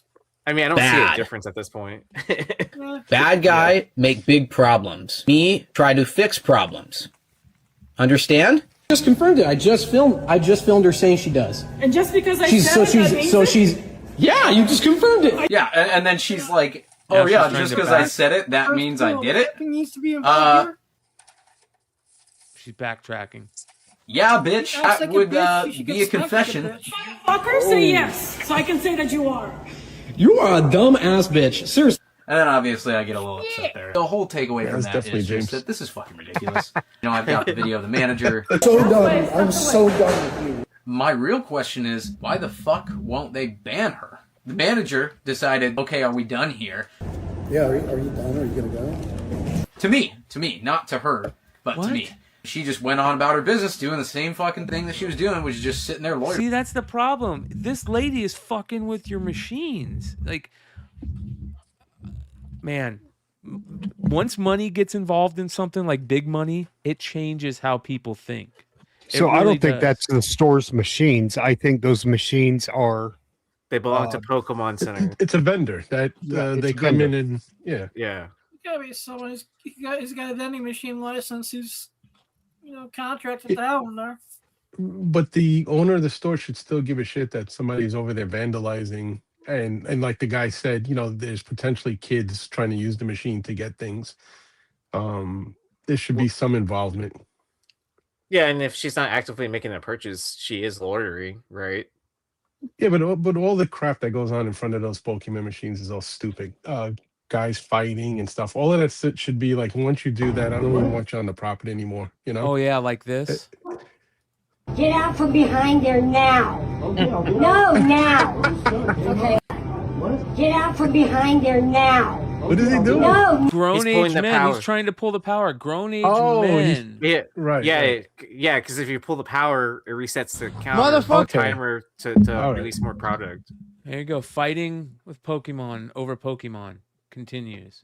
Where's Dana White that put together a league for this when you did it? Get him a championship belt. Dude, I'm just gonna start standing in front of Pokemon machines and like taking bets. This guy went to go meet up to sell him a Pokemon card. Have you ever seen those like videos back in the day where people would sell a Rolex and they go meet up with the person would grab the Rolex and run off? Like that was a big meme for a while. Well, that's become Pokemon. Let me tell you, I love my cameraman, but he is the slowest guy I know on earth. His best mile time is 11 minutes, but I haven't even seen him run a mile in 4 years I've known him. Although we got the card back eventually, this thief purposely crumpled the card right before handing it over to my cameraman. In the end, I'm glad we have a platform to raise awareness in the Pokemon community, but more importantly, I'm glad my friend wasn't hurt and had the balls to actually chase after him. If you see this thief, please let him know that a criminal charge has been officially filed and we will have this video up on our page forever. And you guys, this is the type of shit Ever. that has to happen to make this shit stop. We have to call out. I'm not saying go get your pitchforks, but if there is proof on this stuff and this type of shit, these shenanigans, we can't allow these shenanigans. We got to call them out. We got to shame them. Shame. I mean, it's getting to a point though. If you have super valuable Pokemon cards, you might have to carry a gun on you. Like, you know what I mean? I mean, because those people got held up at those people got held up at gunpoint in the middle of broad daylight at a store. You know what I mean? Yeah. Like that whole store got robbed, Yeah. and then all those customers inside. So Well, how about it's this is a store owner. I don't know where they are, but check this out. Well, guys, I've been hearing a lot about Pokemon store break-ins and stuff like that, and robberies and theft, and I didn't think anybody was fucking stupid enough to do it to our store, but Jesus. Here we are. Come on in, guys. Check out our store. Boom. Stolen. Boom. Stolen. Oh, yeah. So my brother works for a gun. My brother's basically a gunsmith, is what I call him. But he works for a gun store, and every single day, 30 minutes before the store closes, they put every single fucking gun in a safe. They remove every single weapon from the cases, everything, and put them in a safe. And because they don't want people coming in and stealing them, obviously, right? That's going to have to start happening at comic. Is that going to start having to happen in comic shops and At card least the shops? expensive stuff. Yeah. Well, Brian, like my LCS, right? When he's had books like AF-15 for sale, Tales of Suspense 39, rare books, high-end books, he just Xerox copies the photocopies the slab, cover, and then he puts those in the showcase, Smart, and then he stores the books in a safe place like a Yeah, safe. you basically have to these days, But it also discourages people from thinking, all right, I'm going to come back in here and smash the windows, because what are they going to take? A bunch of paper, Yeah. So that's the next thing they maybe have to consider doing. Man, it's just crazy that it's come to this, Or get a real door. How about that? Well, a kid's card game has come to this. It's nuts to me. We've talked about this other thing before, and this is shame, right? We've talked about people weighing packs, and there's the videos of people videotaping people weighing packs at the Target and the Walmart. We've talked about there was a thing where you could take your phone camera out and check the barcode and tell what hidden minifigure was in the pack. Well, it's happening again. Check this out.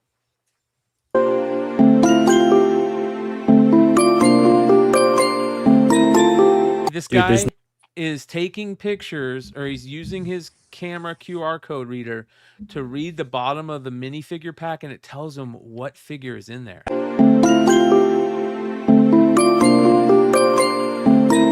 Exactly. Dude, there's no way that actually works. I literally came in. Hold on, can I switch the screen?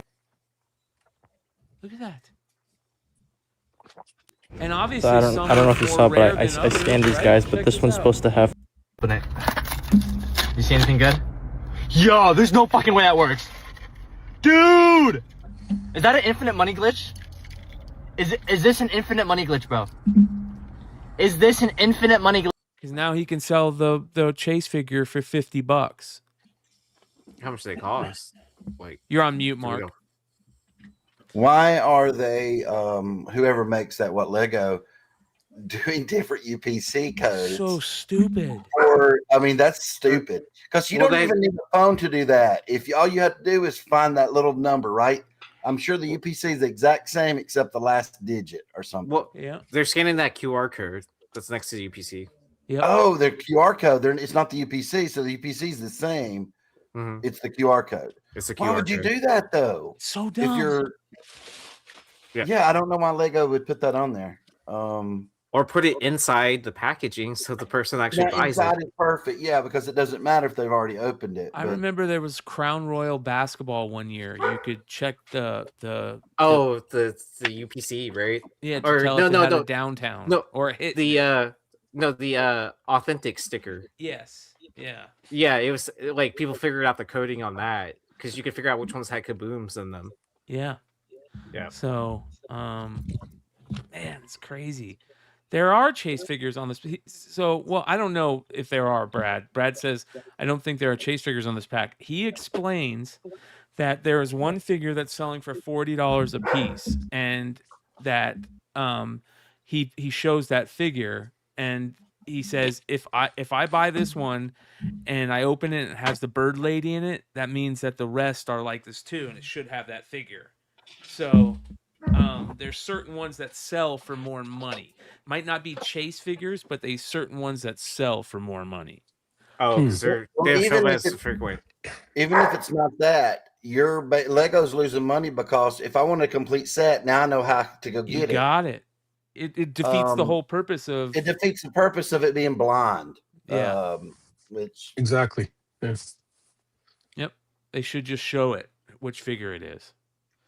So, but yeah, it's that's the world we live in. You got people that want to find out, weighing packs, putting stuff through X-ray machines. There's a lot of crazy stuff that's going on. Check this out. This is a big boo-boo for PSA, Beckett, and Golden. So this one-of-one big poster card thing of Gary V's V-Friends was sent out to Golden for auction.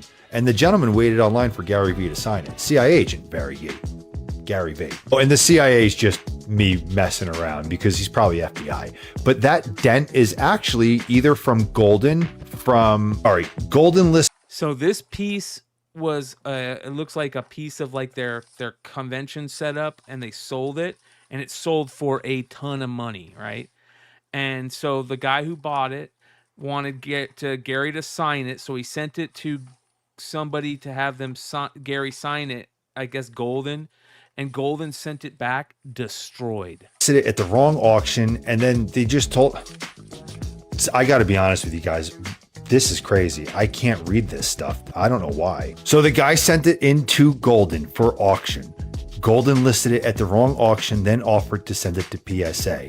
It took them too long. He said that he will send it to PSA. Like this happened. One bad corner, another bad corner. This is all PSA, guys. And another bad corner. Thank you, PSA. And another bad corner. Now this guy's out of, I think, 30 grand or something like that. 30 grand the guy paid for this thing, dude. That's crazy. But big shout out to Rip and Wax and V Friends, because Chris he went into a V Friends break, and then he gave away his spot, and then as a promo they bundled up a bunch of stuff like comics and things like that, and they're sending it to me because I won the second That's giveaway. sick. Hell yeah. Yeah. So shout out to V Friends and Rip and Wax. Yeah, I always like Chris at Rip and Wax. I still follow him to this day. He's talking his about Topps Chrome basketball right now, which is pretty interesting. His Instagram content is like really good. definitely it's becoming really on point and stuff like that. So okay, final drama alert story of the night, and this is kind of fun. There's this thing that happened back in the day in hockey where somehow somebody made up a fake player, a Japanese hockey player that was had the best scouting report out of any player in the history of the game. Put the player into the draft, and he actually got drafted in the draft.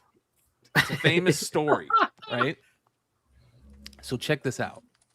You know what those are? I don't, to be honest. So Buffalo. So this is the player, Taro Sugimoto. And Buffalo actually drafted him. So somebody made rookie cards for him, and they look like the 2010, 2011 score rookies. And this guy had them graded by Beckett.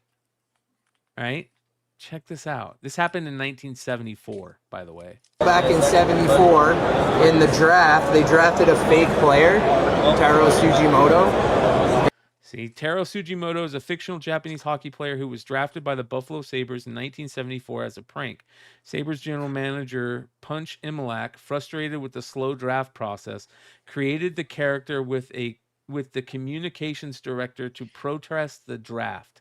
The name was inspired by local garden store owner, and the team even fabricated a backstory for the non-existent player. How crazy is that? Yeah, they made him a rookie card in 2010. It's a fake player? So I didn't know this. Did you know they actually made in 2010 score? They made a rookie card of him. Never played. He was a complete fictitious player. So is he a real person? No, he's completely fictitious. Doesn't exist. So how much is this? I'm in on this. 700 Canadian for a PSA 8. They sell. It's a $700 to $1,000 card. For about $300 to $400 raw. I love this story, and I love the idea. I do 2K for the pair Canadian. I wanted to offer you $1,000 US, which is about 14. Yeah. 18 Canadian would probably be that. That's me making $300. What is that US? 1,200? Yeah, it's probably around 1,250. 1,100 US. I just love them. He just paid $1,100 for those two cards. That is the type of fun stuff I love in collecting. I love these type of stories, right? Just like the Tom Brady Montreal Expos card, or the Rock Miami Hurricanes card, or the Bill Goldberg Georgia Bulldogs card. Brock Lesnar having a rookie card, the fuckface Billy Ripken. You know, like all those things are fun. They're fun to collect, and it's all about rarity too, right? So, that being said, let's let our boy Diamond Dave lead us out. Can you hear me out there? Hey, man, don't be squirting water at me. I'm gonna fuck your girlfriend, pal.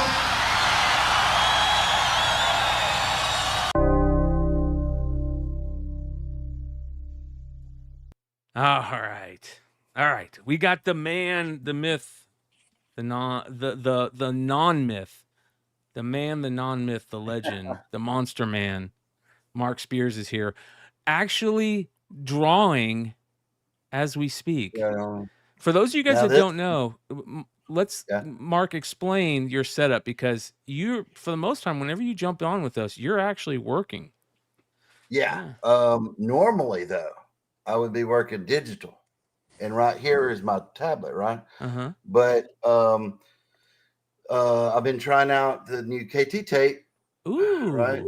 Okay. So I have that taped up for my hand.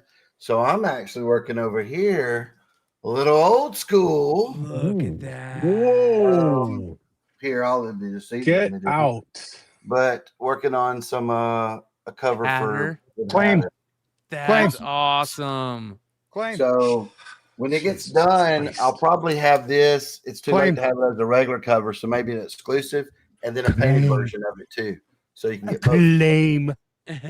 So yeah, because my thing this year is I would like to do more where when we do offer regular open order covers, to have one maybe be penciled or penciled in ink. That would be kind of cool. Yeah. Maybe it's the incentive. I don't know. So going forward, I'll do that. I was trying this out today to see how, my hand movement works. I do good because I have a certain area Up into the to draw in that's okay.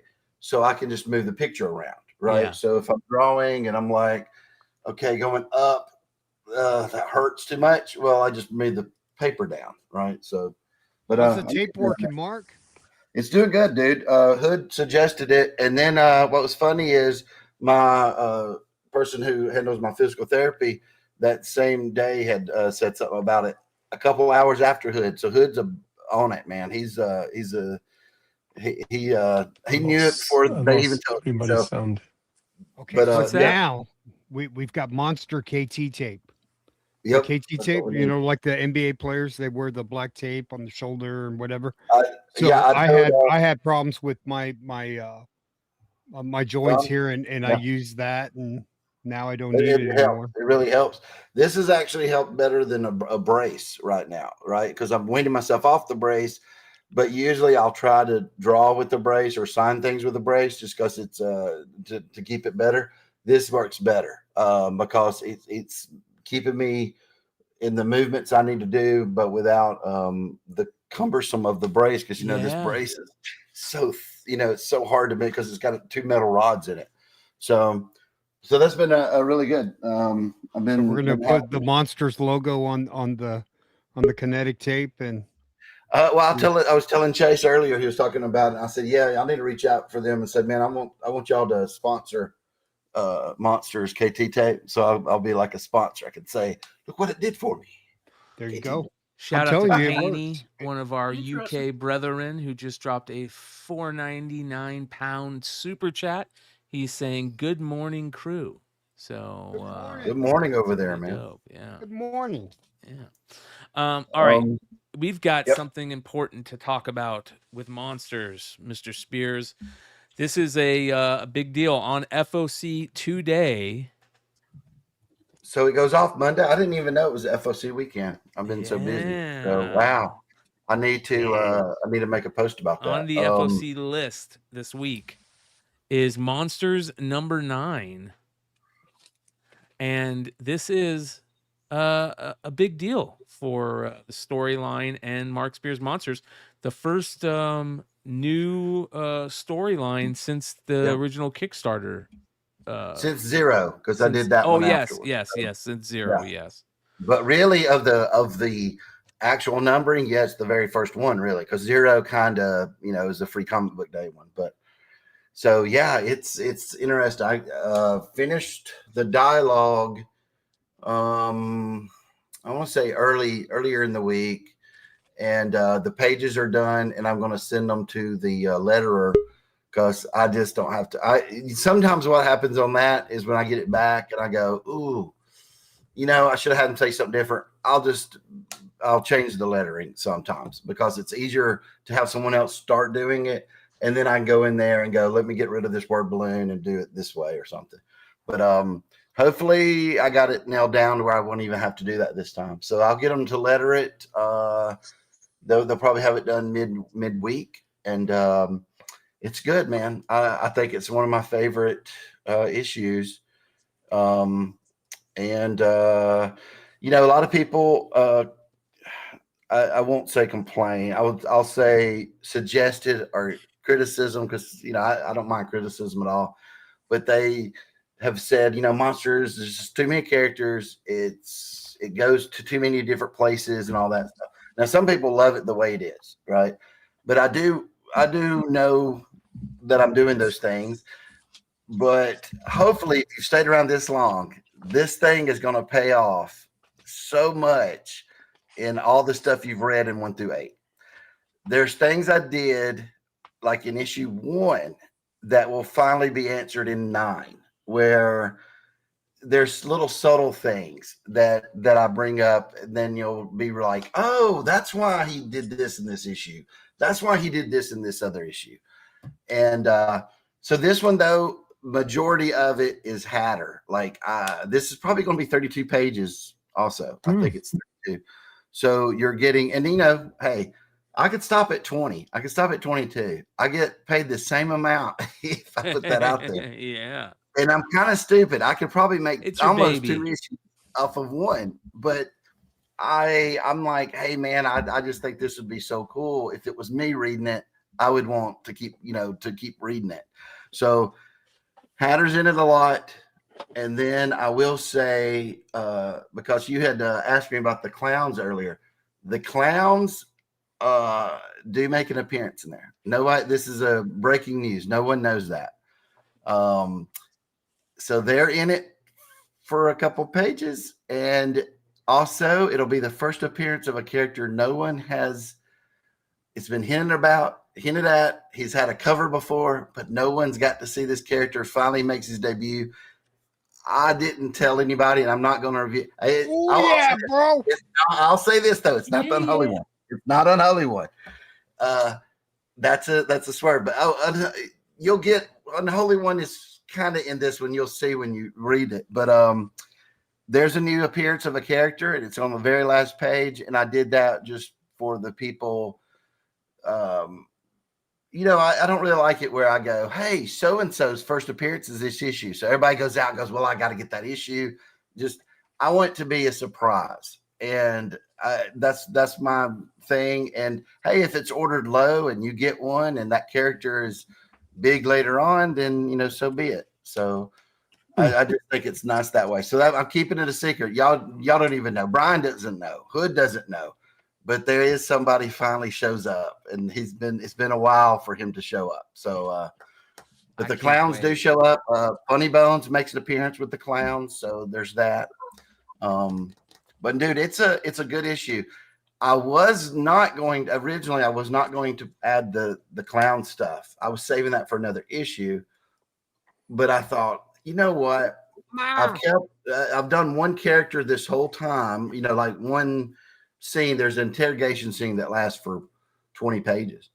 And I was like, I can afford now to go off and show you what's going on for 3 or 4 more pages. So I did that. On that's the 3D cover. I don't know how that's solicited. It's supposed to come with 3D glasses, but I don't know if KeenSpot is soliciting that way. I don't know. If you're a retailer, you'll probably know on Lunar or whoever you're getting it through. But it is a 3D cover, so if you have 3D glasses, it will be 3D, the old school 3D. I could tell you guys right now, this book is going to be a monster. No, is that a 1 in 50? It's a 1 in 50, dude. Yeah. Is it going to be the monster 3D glasses or just generic? It's going to be a brand new, like a whole new design on them. Not the Monster and the Wolf glasses. It was going to be, similar to that. There was going to have KeenSpot somewhere on them, and I don't know if it's going to be printed both sides like those are. I've talked to KeenSpot about it, but they said they're looking into it after F.O.C. So I don't really know if they're going to be polybagged or if they're just going to be given to the stores, that like at the counter. Not really sure how they're handling that. Mark, can we talk about? I love this little KeenSpot logo with the Slayer on it. That looks excellent, by the way. And I love the new style of the trade dress. Kind of, you changed it up a little bit. I love how it has the number here. This new KeenSpot Slayer logo. It looks really clean. Yeah. I like it. Yeah, I thought I wanted something new because I think this is. And I did it with Monster and the Wolf number 3 as well. I wanted the stuff that's coming out now to all where you look at it and you can recognize it, no matter what it says, Mark Spears Monsters or whatever. You would be able to look up there and say, oh, "Okay, that's part of this universe." Yeah, it's like a new baseball card, bro. A new year. Like you open up a new, man. Well, it's also nice when you're going through, like you're saying you want to do when you're going through your short box and like, okay, all this storyline has like this trade dress style, or all this run has this trade dress style, and then when the trade dress style changes, that means it's a new storyline. Like that's cool. I like that as well. I think that's pretty dope.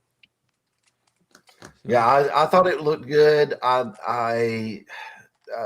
The last time, I've mixed it up over this last year when we did it with the bar or whatever you call it at the top that had, and I tried to do different things with that, but I like it this way because no matter what type of cover, I could move the little Slayer logo at the bottom if I needed to, to show off the cover more.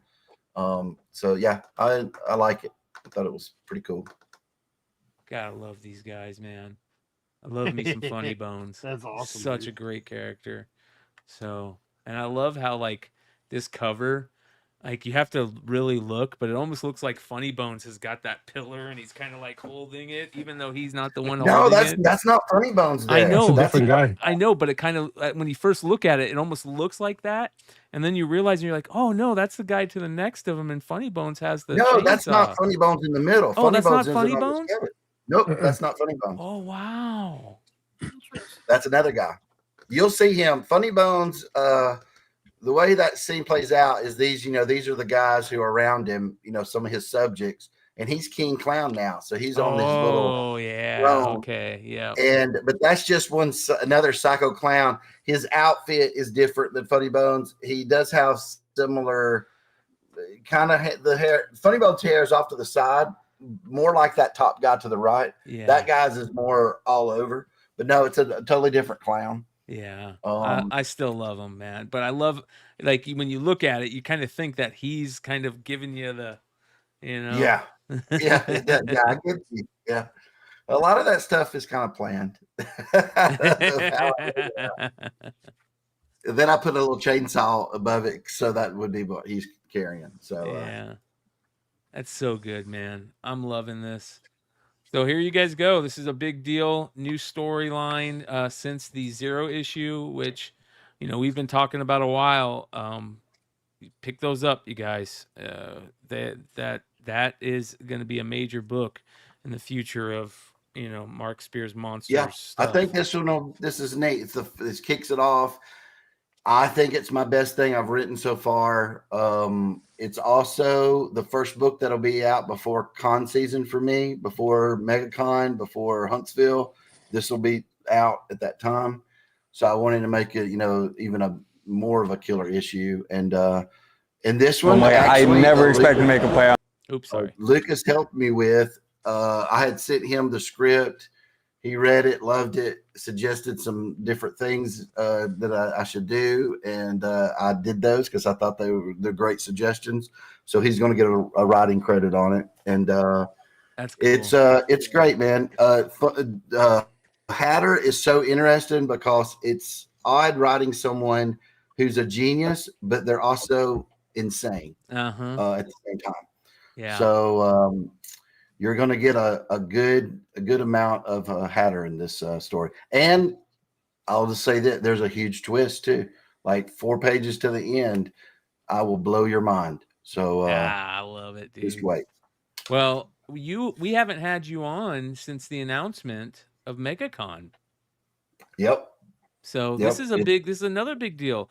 Ladies and gentlemen, the first major con appearance of Mark Spears since Monsters hit. You've only done Huntsville and FarleyCon, I believe. Yeah. Since Monsters. And I've never been there. I've never even been to a big con, just attending. So it's going to be interesting because I don't know what to expect that way. Just looking at it, going there, and then wow, I don't know. I think it's going to be interesting if their lines aren't long and I'm bored to death. There's at least people there I know we can play some cards. Get out of here, man! Get out of here. But, I'm It's hoping so hard. we're gonna have some exclusives. I'm working on them. I think you guys maybe we'll show that in a week or so. But that Shark Man, I think that's going to be in MegaCon. Y'all seen that one? Mhm. There's going to be some other cool ones. But dude, we've been talking about MegaCon almost every day. Me and my wife and the crew, and what we're how we're going to handle it, what we're going to take, and the best experience we can have for the fans to where signing times, what kind of block we're going to set aside for that. Some of we're the gonna have things, go nothing ahead. is set. Nothing is set in stone yet, and you're kind of planning all that out. But some of the things that you have said, I think it would be smart to kind of get out there in the ether. And you're going to try and do signings the best way possible, where you only sign a couple hours a day. You're going to try and bring some already signed items. That way, if you just want a signature, and don't want it personalized type deal, you can just get them, which is good.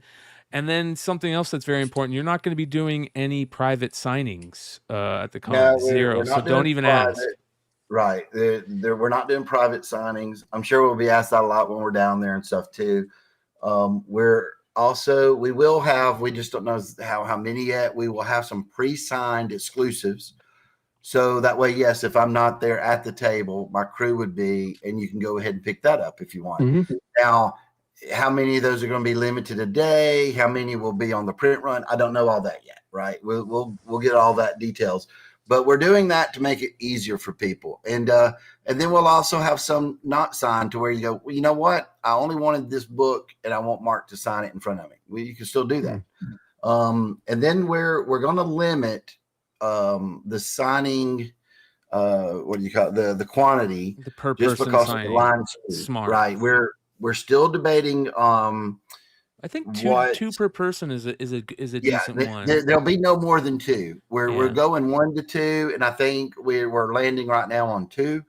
One reason is because I know that'll be the biggest complaint. Like, man, I brought 30 or I bought 10. Why do I only have to do 2? It's 2 while you're in line. I don't care if you want to get back in line, get it in the line again. That's fine. But the line's got to move. Yeah, we want the line to be fast, and we want it to be efficient to where usually I sign in paint unless, something they wanted it in Sharpie or something, and it takes time to dry. So I can do 2 signatures on 2 books and then hand them to you and say, here you go, and then the next person can come up. We run into a problem like at Farley and Huntsville where someone would have 10 books or even more, 20 books or so. And it would just get so congested because we're having to wait 5 to 10 minutes for all those to dry. And it just got crazy. Mm-hmm. Now, if you're a fan of mine and you're like, man, I really wanted to get more than that, I didn't want to have to wait in line all day or whatever, Huntsville, it will be more because we're going to get tables designated for drying. So I don't know what that's going to be yet. 10, maybe more than that. We might even, I don't know yet. Don't hold me to it, but we might even go up to 20 just because we have the bandwidth to do it. We can, move those books off to the side and let you stay there for 10 minutes while they dry. Marcus is asking, can you have a separate exhibitor signing? See, that's one of the things that he's going to be just pounced on asking. People are going to ask him to go do, private signings. And I know you don't want that to be a thing at MegaCon, that all your time's going to be spent because you're there with your family on vacation. Right. It's your son's birthday. So you won't be having any private exhibitor signings or anything. Exactly. No private signings. And another major reason on that, like say I'm doing a 3-hour or 4-hour block. I don't know what we're going to do yet on that per day. We don't want to have the other time that I'm not out there doing that I'm in the back somewhere signing for hours. Also, we don't want to overdo it with my hand, even though that's 2 months from now and I should be a lot better. You just still don't want to do all that where I'm in the back signing 200 signatures and then I got to say the next day, hey guys, I can't do any now because I'm hurt too bad. So and we're not going to do those. Marcus is saying exhibitors will line up early. Well, that's also why you limit it to 1 to 2 autographs per person. So then the line moves, and it's okay if the exhibitors line up early. Yeah, we want to do it. That was our biggest thing is if we can get people in the line quick to where right when they get up there, we'll have somebody saying, please unbag and unboard your 2 books. Then we would, have a couple other people in between that and me to make sure everything's ready. Like we know what they're doing. We're thinking about adding a couple of different kind of signatures in case you want that this year, like blood signatures and stuff. But I'm working on them. I want to perfect them before we do them. So I haven't announced them yet. I haven't shown them. I want to do like a blood signature, but the paint that I use right now is too light of red. I want it to look more like blood. So I'm working on different paints and stuff for that.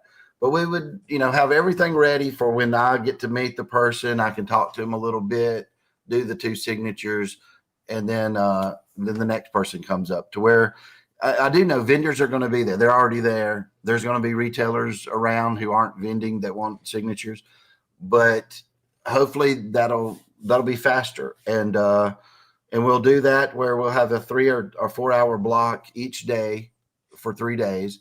And then a lot of times vendors will, if they can avoid waiting in line and get a exclusive already signed by me, they might just want to do that. Yep. But we got to figure out how we're doing those on limits. You know, we're trying to make it where I don't want a guy to be able to come up and say, I want 10 of this one cover, and then get back in line, 10 minutes later, he's like, I want another 10. I don't want to do that. Yeah, I think that's smart. We're contemplating all that and figure out the best way to do it. But And man, it's going to be fun. It's going to be a blast. It sounds like there could be a panel opportunity as well. So that could be a lot of fun, you guys. That could be maybe something we record and maybe put that out as some content as well. So I've already told Mark I'm willing to help him on whatever he needs, and it would be a lot of fun to do a panel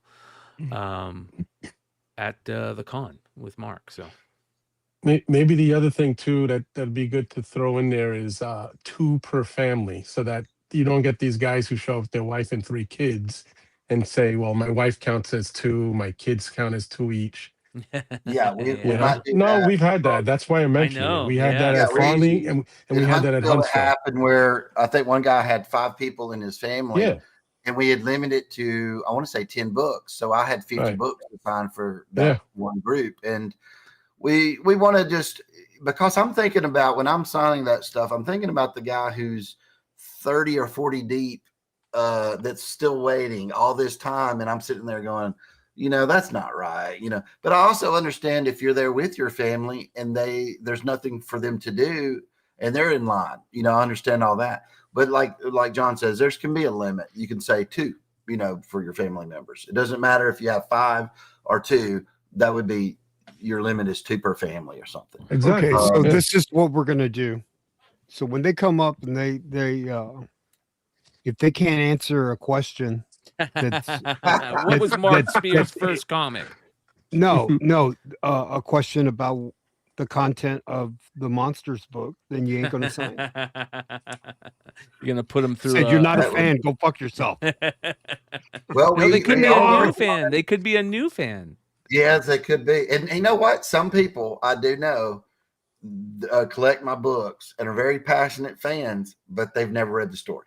And I try to get them to, but maybe one day they'll sit down and I'll read the trade. What I'm hearing is the trade is hopefully going to come out in February at some point. But that'd be nice. I don't know yet. I still haven't seen the proof yet. So there has been actual proof where I got to do the proof. We have talked about this before. There was somebody that was trying to resell one of your unholy grails that does not own it on Whatnot. Whatnot got him to take it down. The guy is back at it. So we just want to say to everybody out there, if you see this unholy grail for sale on Whatnot, it is a scam. Don't buy it.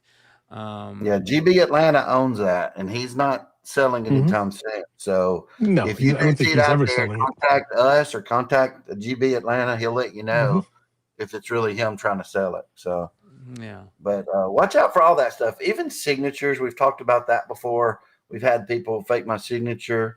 Just if it looks a little odd to you, or if it sounds like a deal too good to be true, reach out to one of us. If you can't get a hold of me, and we can let you know. We'd be happy. John probably could tell you. I could look at something, and John look at something, and he'd probably know if I signed it more than I would. So I get those DMs already for a while now. I get guys I don't even know. They start following me and they go right away, hey, I was watching you on Beyond Wednesdays and tell Brian, great show. But then he says, by the way, I have a question. And then they start showing me pictures and they're like, can you verify this for me? I'm like, absolutely.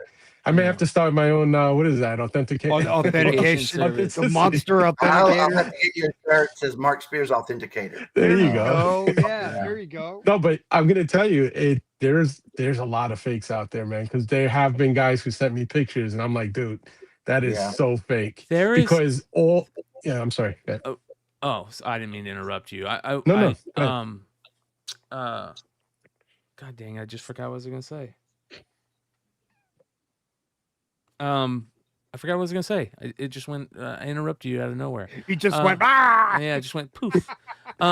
There is a new book on solicitation right now that I don't think any of us have talked about, and I want to. You have made some comments about your Superman, Mark Spears' Superman. This is on solicit right now for Batman and Superman. It was just announced today, and your Superman is starting to. We starting to see the similar face now in your Superman.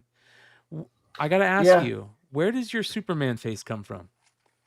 Well, okay, so you know how I do my drawing style to where I'll come up with something and then I'll 3D model that so I can get a consistency, right? Yep. So, but in Superman from the very beginning, I've had a couple of different ones because when I first started working at DC, my Superman was too old for them, right? They would say he looks in his 40s and he should be like in his mid 20s.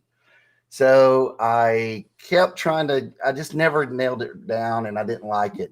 That one is getting more toward what I like. This one, Batman's okay. I wish I probably could have done a little bit better on it, but he's supposed to be the Silver Age Batman, like the Neil Adams years, right? Yeah. So Superman's getting more there. Yeah, I'm starting to notice. Like I know a Mark Spears Superman now. He's got you've kind of. It seems like you have and you know, just like an Alex Ross, you just spot that Superman and you know who that is.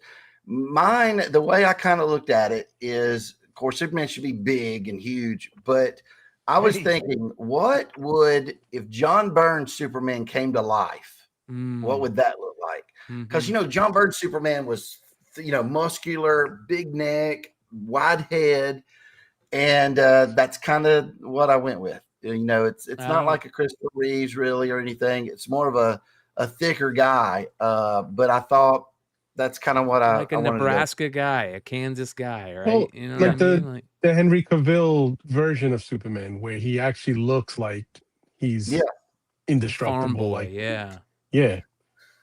That being said, though, I look at that cover and I'm like, man, crap. I wish I could do that over again. I was doing those while I was doing so much other stuff. And, you know, those, I call them like the card facsimile covers. And I like the trade dress and everything, but I really wish I would have done a cool background with it or more light. When you're doing a black background, there's not much lighting I could do with it. I mean, it's okay. It's just, I feel like, you know, that wasn't my best. And you're an artist. I've talked to DC. Yeah. I mean, it's just, you know, it's just the way you are.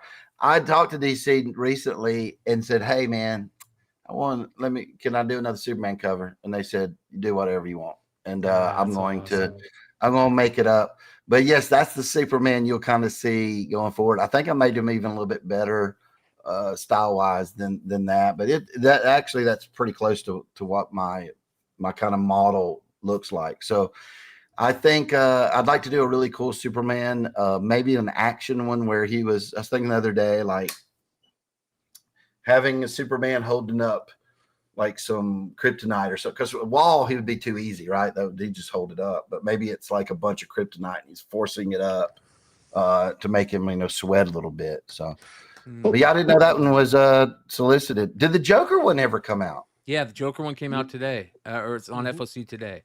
F.O.C. Oh, okay. So that'll be eventually. Okay. Yeah. Because, I had all those that just hadn't all come out. So, yeah, I'm excited. Some of those I didn't. Again, I wish I could have done better, and I think I will play around with those later on, and I might try to do another Lobo cover. I really like Lobo. Yeah, buddy. A lot of people are talking about. I've seen a lot of people bring up your Superwoman cover. Yes, with Lobo on it. Yeah, a lot of people. I like that one. I thought it did good. I like it too. It was probably one of the last ones I did where. But no, my Green Lanterns were the last ones I did. And then after that, I was doing these card ones because they were quicker with no backgrounds. But yeah, I miss doing those things. I like Green Lanterns. I was grabbing some out the other day for eBay Live, and I was like, man, this don't look too bad. So there's a lot of things like that I still want to mess with and do. And hopefully I'll do that soon. And I wouldn't mind doing a thing where I might do a one where I pencil in Superman one time, you know, a cover, and inking it myself and then coloring it, you know, traditional style. Just because there's a little, you know, there's a checklist in my brain of things I want to do, and that's some of the stuff. And there's a lot of there's characters I still haven't done yet, man. I got to do a Hawkman eventually. I got to do a Solomon Grundy. Oh yeah. I've got to do Scarecrow. Got to do Scarecrow. What about Apache Chief? I would love to do Apache Kazuma Chief. Kondi Hayaku. I like all the Super Friends that were created for that, right? Of what was Apache Chiefs? Was it Black Vulcan? What was the guy's name? El Dorado? Yeah. El Dorado. And, Black Lightning, I think. Yeah, Black Lightning, Samurai. I guess that was all of them. Apache Chief. Of course, I would like to also do the Wonder Twins too. I thought the Wonder Twins, I love them. I love when the Wonder Twins went evil and superpowers. I remember 23 and 24. That was such a cool thing. Well, that's a cool idea. You can do a Wonder Twins and then do a variant cover where they're evil version as a variant. Yeah, I can like see. You did the Zartan, like the blue cover and then the regular cover. Yeah. Oh yeah, that'd be cool. See, you don't even have to pay me. I beat her to it.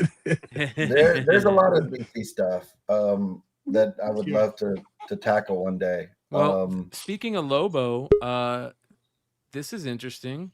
We've got the Scotty Young interior art preview. Was this? Let's see here. It says proper look at Lobo. As played by Jason Momoa was shown from the Supergirl movie. But now we've got our first proper look inside the pages of the new series launching in March at DC Comics panel at New York Comic Con. They announced a bunch of new superhero comics launching as the next part of DC Next Level. And that included a new Lobo series by Scotty Young and Jorge Corona. So that's interesting. So there could be some really good Lobo opportunity covers at DC, Mark. Yeah, this new that's what I series. was hoping is if I could do a Lobo solo cover where it's not like with Superwoman or Superman, but just doing a really cool Lobo. I love Jorge Corona interiors too, so yeah, really, really good. And that's going to be a wild ride. Yeah. Nate, how you doing, my brother? Good, man. Didn't know if you wanted to hear how your boy Sugar did. Oh, did he win or lose? No, he won, but it was a really slow fight. Like it was pretty boring. Yeah. It actually was not good. But the Gagey fight was incredible. Really? I mean, I know it's like the first main event of the year, but it'll probably be the fight of the year. Oh, it was wow. Awesome. Who won the Gagey fight? Gagey, he beat the shit out of Patty the Batty. Oh, I like Patty the Batty too. I do too, but I mean, I this like guy Gagey too. Gagey's old school. Gagey was not marked up at all. I mean, they both hammered each other, but Pimlet is destroyed. He looks like he came straight out of one of Mark's Monsters books. There was also more solicits announced today, tons of them. This is I'm gonna go through some of them. Here's some image solicits. There is I mean, just so many crazy covers. Let's see here if I can bring these. Hey, when you were talking about Jorge Ferones, I don't know if you saw, he's doing the next batch of the G.I. Joe silent issues. That are that's all what Cobra. I wanted to talk about, dude. Look at Because I reached out to him asking about the 08 for the covers yesterday, but I hadn't heard anything. Here's my problem with this, Nate, and I'm glad you're here for it. I'm so happy. So they're doing the new G.I. Joe silent issues, but they're all Cobra characters. And they really fouled up these, and I'll just say they fucked up these covers, man. These covers could have been amazing, and they're not good. I'm just going to come out and say I only like two of them. I like the Crimson Guard, the one where he's shooting, and then I like the Firefly where it looks like he's going down on the wall. Bro. Go back, bro. Come on, man. This is these got to be the worst Baroness covers I've ever seen. Like a dude, man. They are the worst Baroness covers I've ever seen. It's not Baroness, it's Baron. Yeah. You think I can't see it? Hey, the Baron. And it gets it gets worse. It gets worse. Okay, here's Sorry, Copperhead. Oh, Copperhead's terrible. Bro. The Baron.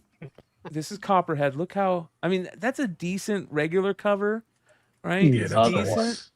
But dude, that one. Look how bad that is. And I hate talking bad about another artist, especially when we have artists on the panel. So I don't want it to look like that. But We're not had talking about the artist. We're talking about the art. yeah, the It's a art. difference. Yes, and It's a the difference. Crimson Guard stuff could have been so freaking good, and they're just not good covers. I like the other Crimson Guard one where he's This shooting. one, the yellow one, Yeah. yeah. Mhm. This is. I'm just. Yeah, man.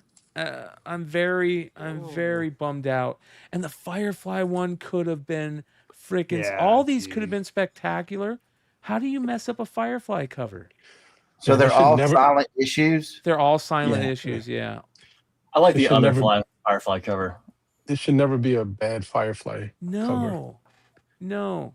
Are And I these like- regular artists that do G.I. Joe? It's Normal? all Fornias. Is it all Fornias? Yeah, all Jorge Fornias, except for like a couple of them. Hardman did one, Porter did one. Fornias did most of them, like 90%. Yeah, because he did the prior 5 when it was Beachhead and Spirit and Jinx. Because they I even didn't did- realize that they were all silent, like there was nothing in them until I How bought them. I about was like, oh. Zartan? Look how bad these Zartan, The Zartan's covers bad. are.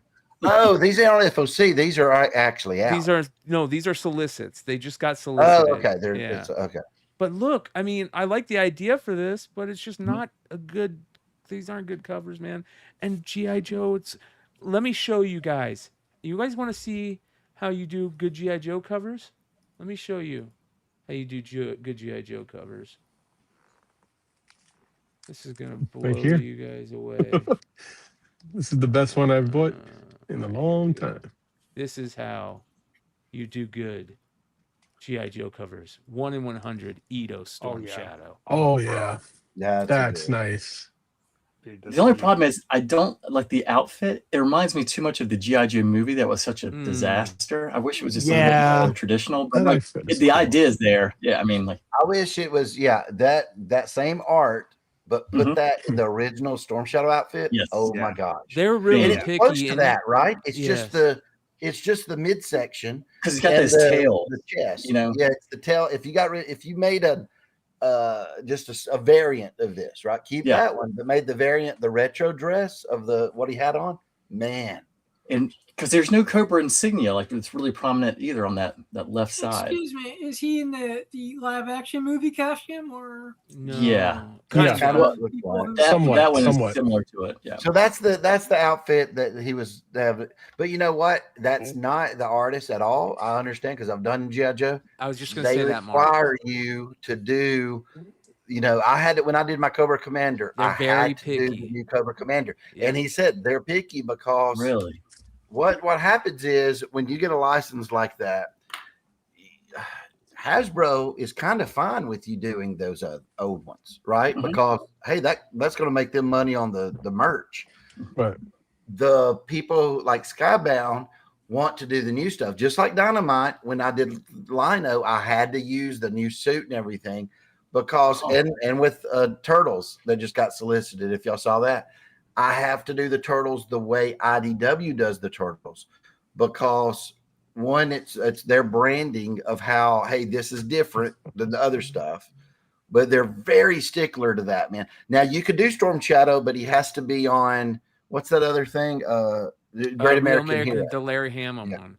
Look how good this Have you cover seen is. this with the trade dress? Yeah, it got solicited. Yeah, the trade But dress. that'll be how my version works when I'm getting an exclusive of it. Yeah, and it'll I look like that. yours better. I don't like the one with the.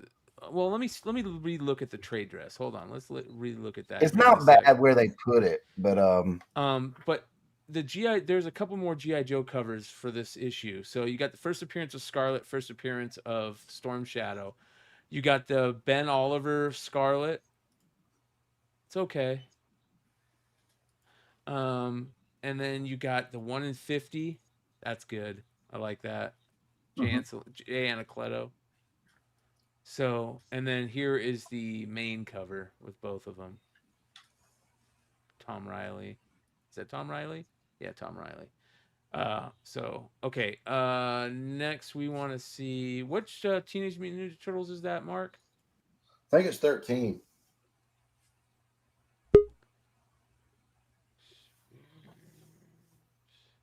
Let's see here. Heroes was reborn.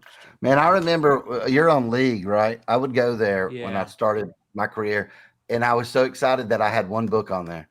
And then when I had two, I was like, man, I got two books on there. So when you search from my name, you could find those covers. And now look what happens when you look up my name. Yeah, I love League of Comic Geeks. Oh wait, I did the wrong thing here. It's cover C, I think. There it is. There it is with the trade dress. I like it. It doesn't look bad. I think it looks good. It looks Yeah. really good. Yeah. And even if you get the trade dress, there's still plenty of room. Like if you got Eastman to sign it, if you see me, get me to sign it. That's like that issue is going to be known for her, right? It's Yeah. her appearance of that issue. Who is So, that character? I'm way behind on this series. They're stating it's like their first appearance. Shinigami. Shinigami is the name. And even cover A has her on it. So There's a 1 in 75 Sweeney Boo of her. wow, that looks really pretty. I'd say that's a good looking cover. There's the cover A, Freddie Williams. Is that Freddie Williams? I love the Yeah. cat. Yeah. And there's Was a it 17? I Ben would think it's 13. This 17. is the 1 in 50. But Oh, man, that's pretty cool. I think they should have made Marks the 1 in 50. I would love to know how they pick which one is the ratio. It's almost like baseball cards, how they pick the photo for the short prints. Yeah. Because sometimes it just doesn't make sense. I'm wondering if they didn't do the 1 in 50 on mine because they were already giving me the exclusive, like as a swap. So that would be tough, right? You have a trade dress 1 in 50, and then I have an exclusive too. So I bet that's why they wanted to move it. Dude, this is man, the I like Hammer. that. This is the Hammer series you were talking about, Mark. This is 327. They just listed it. This is the Steve Beach 1 in 10, the Dreadnoks Thunder Machine cover. I like the Steve Beach, the 1 in 10s. Like Yeah, so do the I. one with the I ferret and love stuff. that. Yeah, I love the really color. Oh, that Thunder is Machine's just a great vehicle. Those freaking Gatling guns on there as a Yeah, kid I were love so the gun. boss, bro. Awesome sauce. It's just such a cool, Road Warrior-esque. It's almost more fun to do a cover for Real American Hero because you get to do those old, uniforms, those old characters. You don't have to worry about any of the other stuff and just nostalgia. Yeah. But I mean, hey, but the book is awesome. The new Energon stuff. So Look at this one. This is the where they're doing the reprinting of the old school Larry Hama issues with extra like director cut stuff. And this is they did a Very Mooneyham for 14 issue 14. First Destro. So I really like that. It's got his file, it's got his people he's friends with. I just really fucking good cover for G.I. Joe right there. Geiger, Ghost Pepper has a. Who's this? This is Lim. Let me see here. That's pretty good right there. So that is Lim variant. The Lim variant for that. Gunslinger Spawn has a Von Randall. Trying to look for some really good cover artists. It's hard to see. Okay, this Matina Spawn is kind of interesting. King Spawn number 56. Barry Matina. Lucky Devils number 9. Tim Seeley. Narco stuff. Radiant Black. This is all new solicits, guys. It just got announced for April. Scorched. Have you been reading Skinbreaker? It's good. Oh, I like yeah, that. really freaking good. Mm-hmm. Here's the And Skinbreaker David Finch's stuff. art's just incredible. Yeah, that's a Finch cover right there. This is the A cover right here for Skinbreaker 8. That's beautiful. Absolutely gorgeous. So yeah, I'm loving it. Here's the 1 in 50 for Skinbreaker number 9. That's cool. Oh, that's too. good. Yeah. Damn good. There's a Treasury edition to that too. Spawn 377. golly, it's hard to believe. That's a beautiful cover right there. I like it. Is that a castle up front? Yeah. I love the embers all over the place. And then there's What's that Super Creep Show? Is that something different? What is that? Super Creep Show. This is Oh, is that Creep Show? yeah, Creep Show. That's the Dude, what a cover though. Yeah, I love how it's I got love his the leg. bones. Yeah, the leg. Is This that is not the only coming? problem. Get rid of that. What are you guys doing? What is? Yeah, what's the GN at the top? What do they mean GN? Greg Nicotero? Let's take a look. I mean, here. what is? I mean, because it is an image book, is it not? Because that's what's in the corner, Image and Skybound. Yeah, I don't know what that GN is. I think they're Graphic trying novel, to play off. graphic novel. Oh, Graphic novel. Yeah. Oh, I don't see. I would go out and get that if that was just a regular comic. As a graphic novel, It is a regular comic.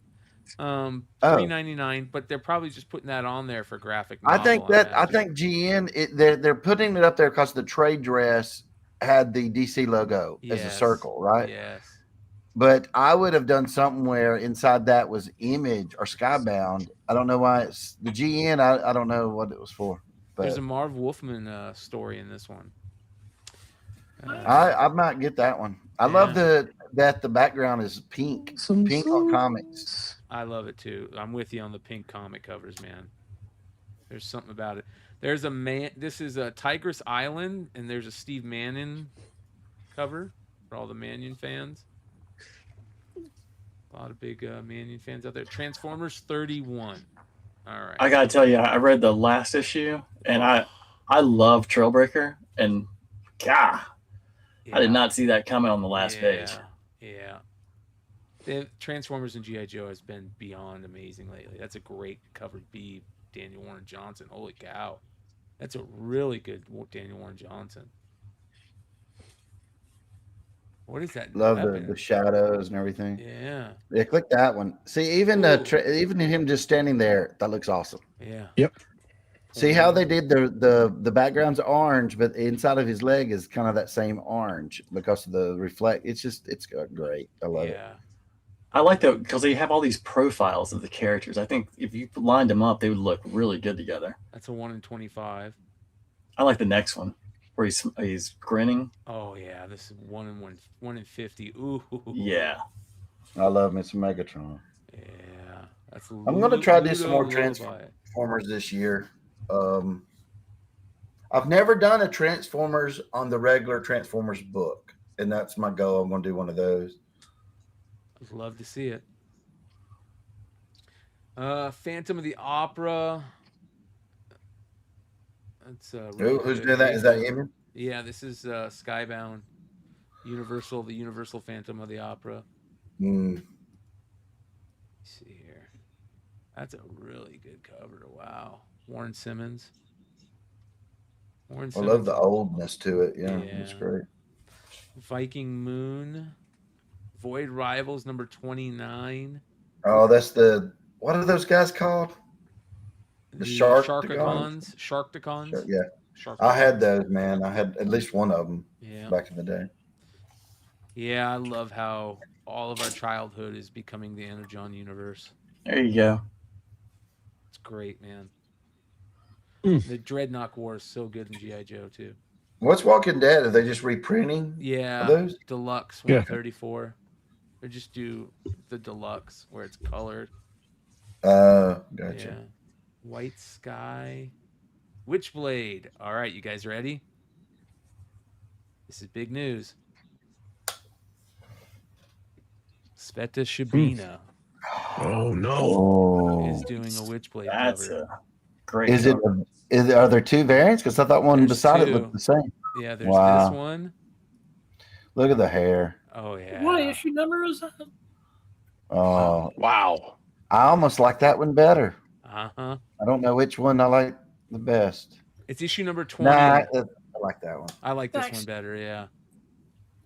They're I both like where great. they put the trade dress on it so it doesn't interfere with the art. This is the this is the 1 in 25. The white one's the 1 in 25.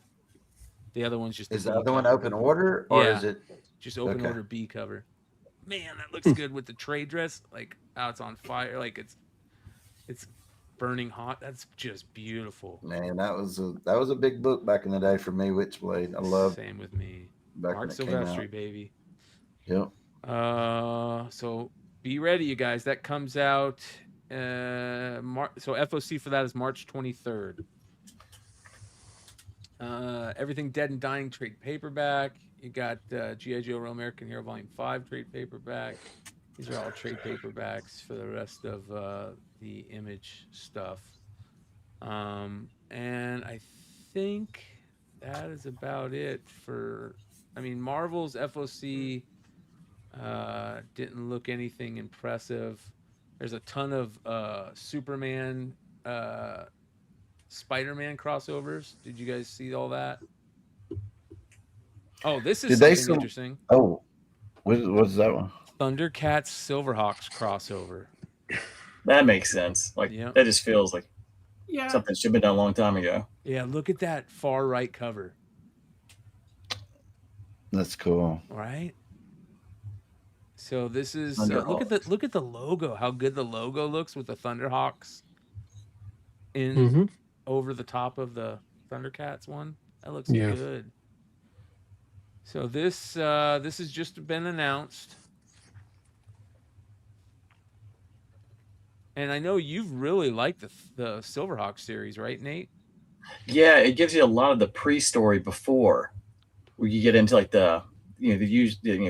everyone knows like Bluegrass and Quicksilver, but it gets into the guys who are the Silverhawks before them and kind of how they captured Mumra, because like first episode, Mumra's in the limbo prison, and it kind of shows how they got him there. So it's a good piece. Thundercats. To me, it was kind of slow at first, but it's okay. I still think the Shatara series was the best piece they put out so far on Thundercats. But well, it's getting ready to end. It's going issue number 24 was on F.O.C. this week, and 25 is going to be their final issue for that first volume. I didn't realize that when I was picking up the books the other day that they have a blind bag for like the holiday issue for Thundercats. Here is Marvel's solicitations for April. This is the Spider-Man Superman #1. Look at that cover right there. Isn't that total 90s right there? Man, I pinch myself that I did not go and try doing an exclusive with DC on the Marvel and DC stuff. Yeah. I waited too late. Yeah. Because putting Spider-Man and Superman on the cover, man, is once a lifetime thing. Yeah, look how good they look. I know. I wish I could have done it. Eric Larson did one. Larson got one. Wow, man. I gotta get those. Those are nice. Baroka. I like that reminds me of the Treasury edition with the two of them going at it on the tower. Yeah, I have a couple of those. I love that. I'll have one of those for sale on my eBay live sale tomorrow night. I like this cover right here, man, with Miles and John. That one's cool. I like this one. How many issues are they doing together? I don't know. Let's take it. Let's read. That one's really good too. Okay, these must be the ones by Marvel, right? Yeah. Yep, Marvel. Yep. I'm shocked DC didn't ask me just to do it's regular a one cover shot. when they were. Okay. Yeah. It's a one shot. Oh, it's a one-shot book. Yep. Yeah, just the way. But DC will also have one, correct? DC's having I one. believe so. I believe so. Yeah. It's how they do it. Yeah, they swap them. Kind of like when they did the Batman Spawn back in the 90s, and you had the two. And there's a Spawn Batman. That's just the way they do it. There is a really good cover for Venom. This one right here. Look how good. I always loved the Agent Venom, the white costume. That cover is fucking excellent. Get rid of that Venom thing right there and just make this, a virgin cover. That would have been so good. Just, I love it. If you're going to do that, put the Venom behind that top squiggly part of Venom. You know what I'm saying? I don't know why people don't do that. Put the trade dress behind the characters if you're going to put trade dress on it. Yeah. Is it Ivan? Or just shrink it down small like DC does. Yeah, make it where it's hardly on there. Yeah, this is the connecting cover by Ivan Cabello. Ivan Cabello. Nice. So really, Those good. connect? It's a connecting cover for the set. So there must be other ones that he's been doing up until this point. I got you. All right. Did Monster the Wolf 3 get solicited yet? I don't think so. For April? But I'll check. Amazing Spider-Man 27 has Spider-Man becoming Spider Carnage again. Oh. Yeah. If you remember that one, that was a big book back in the day. This Spider University thing is interesting. See how that plays out. Captain Marvel Dark Past 1 of 5. That's a beautiful cover right there. Mm-hmm. Wow. Wonder Man. You got the Wonder Man stuff coming, of course, because of the series. Doing this is more Sentry stuff. Eternals. 50th anniversary of #1. All right, this Web of Venom looks badass. I love the design of this character. I just think big badass Spider Hulk Venom character with the spider that goes across this whole thing, but still with the red and blue.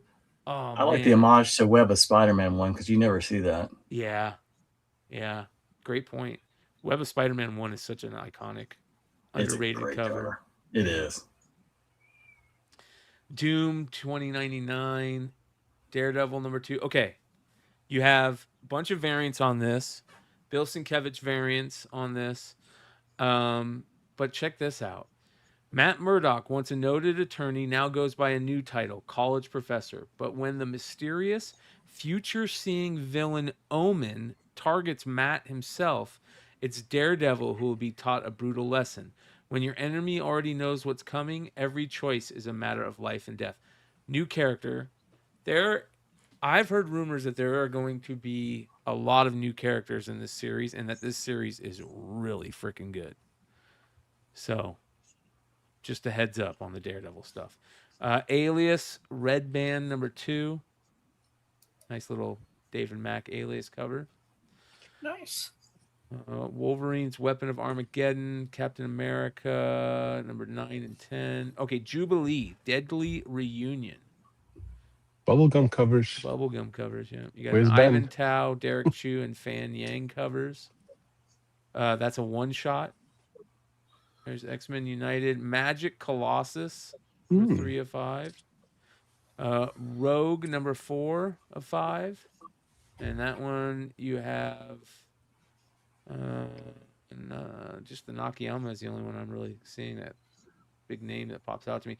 I like this Inglorious X-Force stuff. Because anytime you got Archangel in a storyline, I'm going to check it out. So I'm checking that out. Moonstar #2.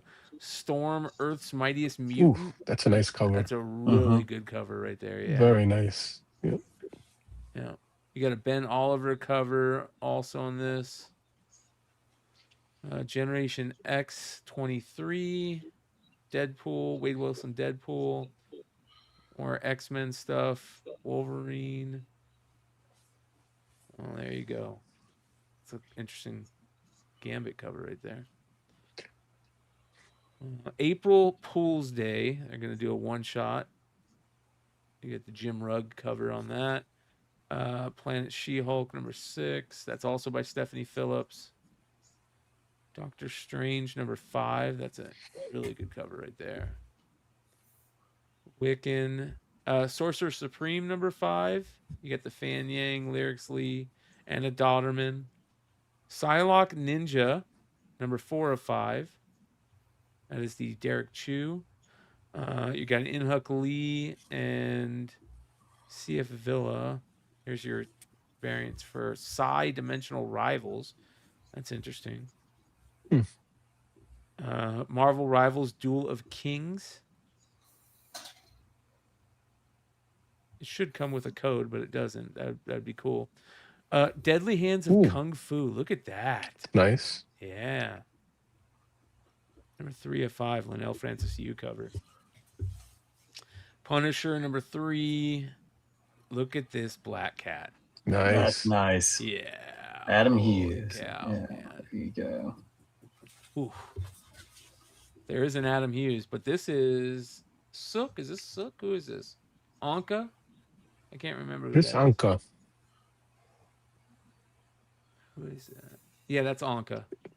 Oh, I thought it was Hughes. Wow. No, it looks Hughes-ish, right? It does. You see it? But he is doing a cover for it. Look at this Null cover right here by Steve Beach. That looks good. Right? Wow. Yeah. That face on Null. Yeah. Iron Man. That's interesting. The Iron Patriot one. You got a Scotty Young. That's weird. Moon Knight. Fantastic Four with what's her name? What's the evil Sue? Malice. Malice. Yeah. Logan, Black, White, and Blood. The Mortal Thor. That's Alex a really, Ross. yeah, Infernal Hulk. That's Isn't it interesting. crazy Who's that character? we're in a time now where nobody talks about Alex Ross covers, and he's been doing the Mighty Thor and Hulk and all these just tremendous covers, and don't hear anybody talking about him. This is called the Hellbuster armor. It's a new armor to fight the Infernal Hulk. Hellbuster. Look at that. Looks like Spawn and Iron Man have. Yeah. Right? Wings. That's fucking awesome right there. And then you get into the facsimile stuff. So, wait, what's this? Godzilla Infinity Roar. That's a cool cover right there. Alien, Predator stuff, Planet of the Apes stuff.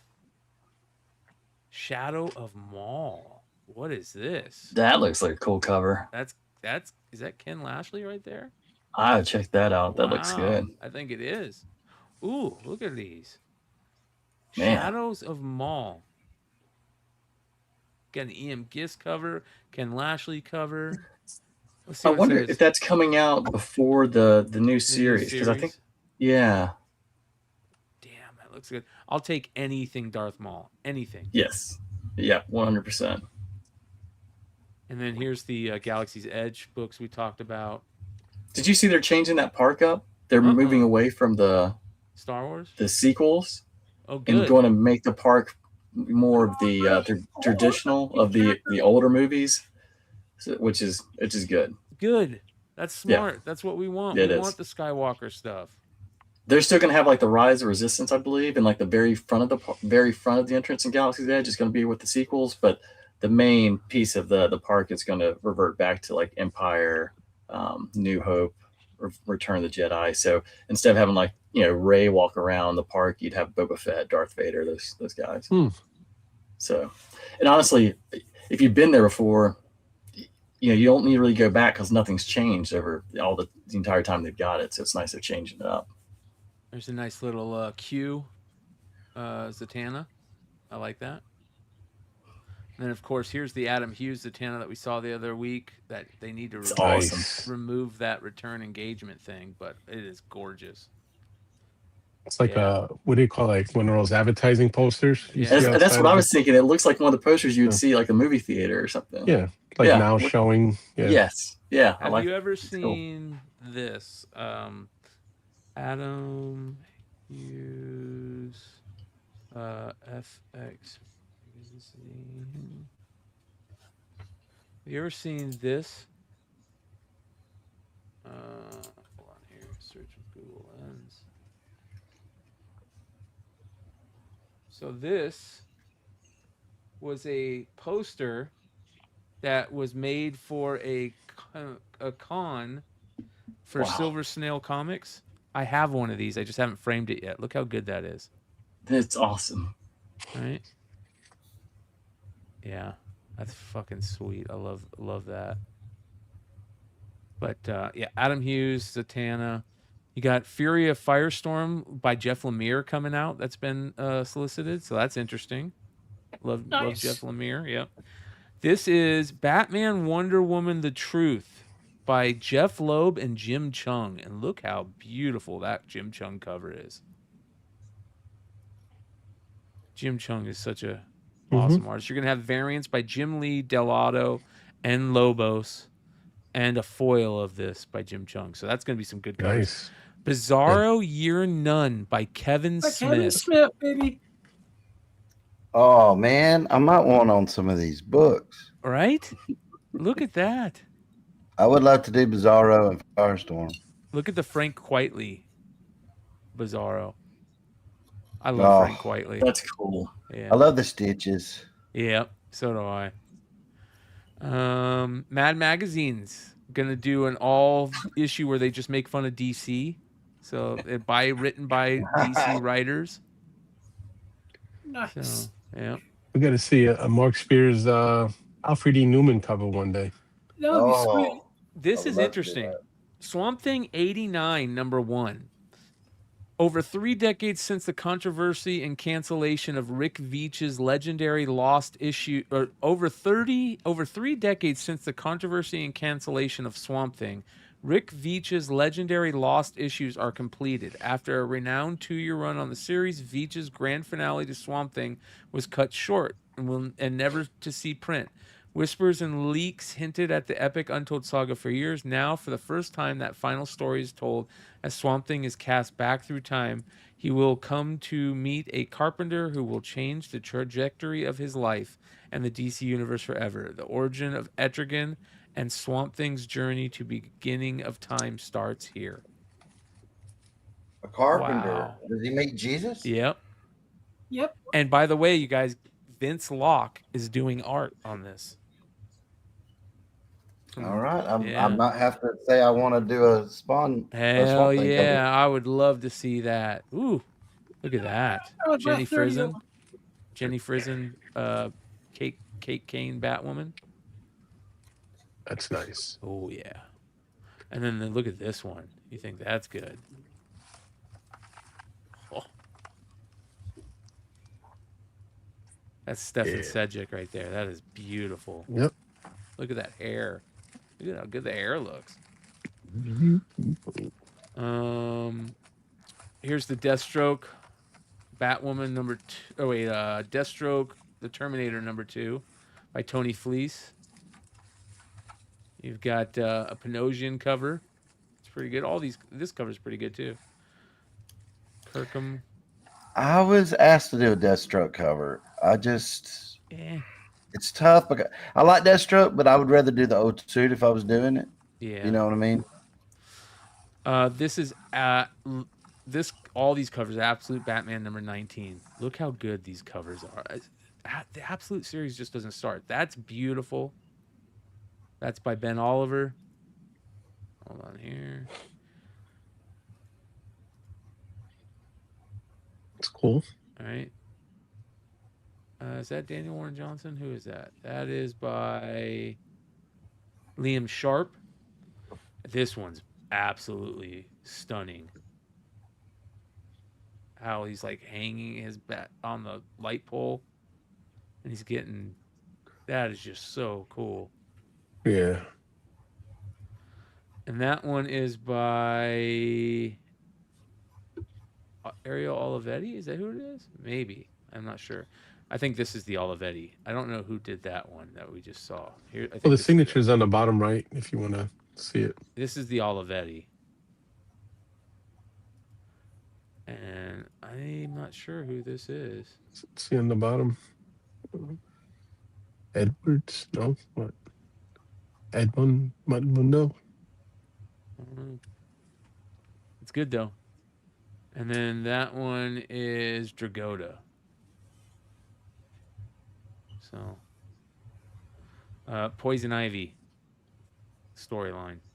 Absolute Superman #18. It's got another Ben Oliver cover. That's really good. Again, pink on comic covers just looks great. See what it looks like with the trade dress. Martian Manhunter #11. All right, Ben Oliver. Wow. Absolute Wonder Woman. Holy shit, that's nice. Yeah. She's got magic sword. She's badass is what she is. Green Lantern. Flash. Batman number 8. This is going to be a foil by Jorge Jimenez, and it's going to be probably really good. That's really nice. Right? Those are like police lights behind him, Yeah, right? but see the cop cars in the background, right? Yeah, I seen he's got his hands up like there. Nice. That is cool. That looks good. So does this one. Yeah. This one looks a little rough, but this one looks good too. So Ryan Sook, haven't seen much from Sook lately. Detective 1108, Nightwing 137. You got a really good Martin Simmons cover right there for Nightwing. This man, Catwoman that number Catwoman 86. is nice.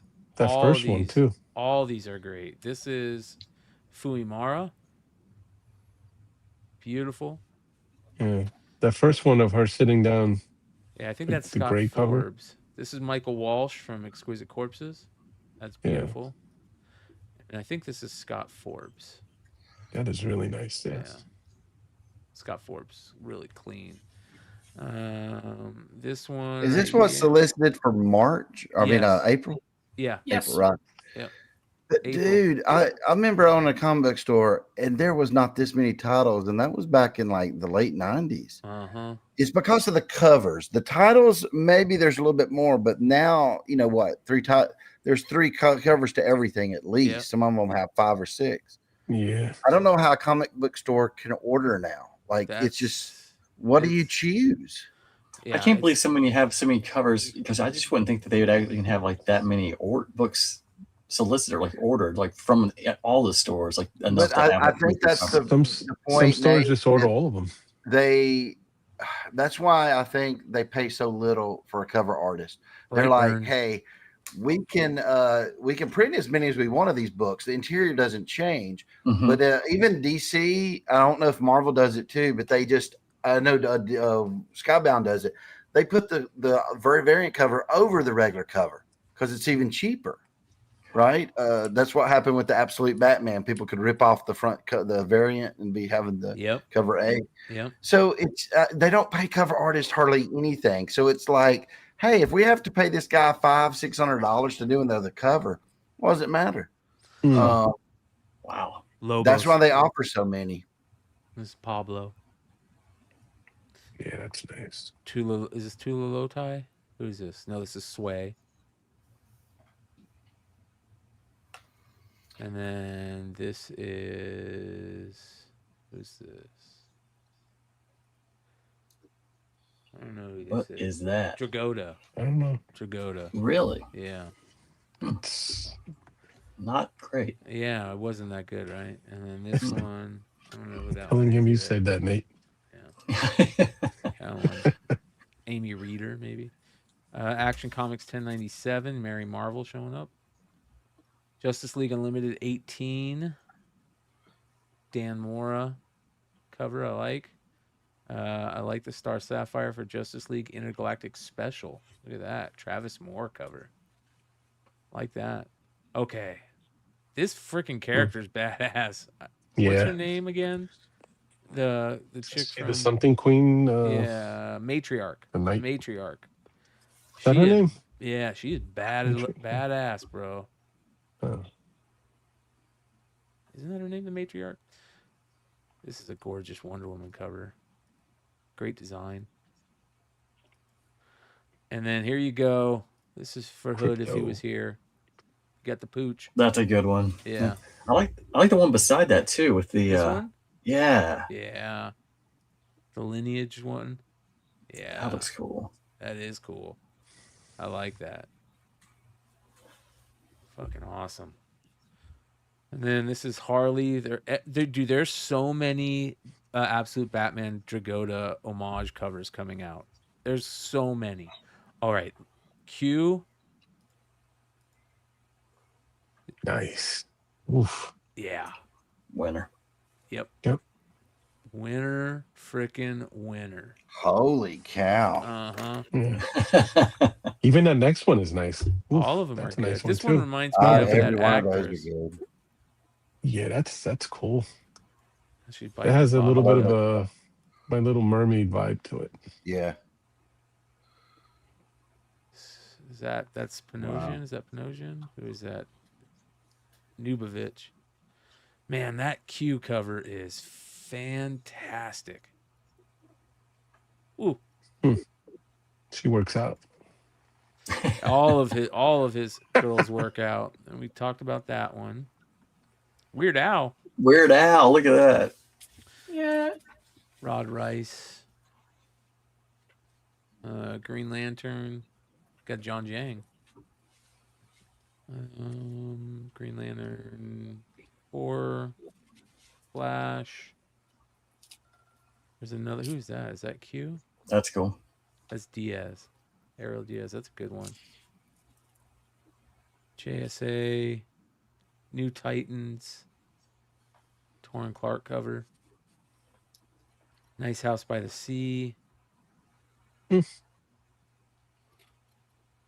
And Tula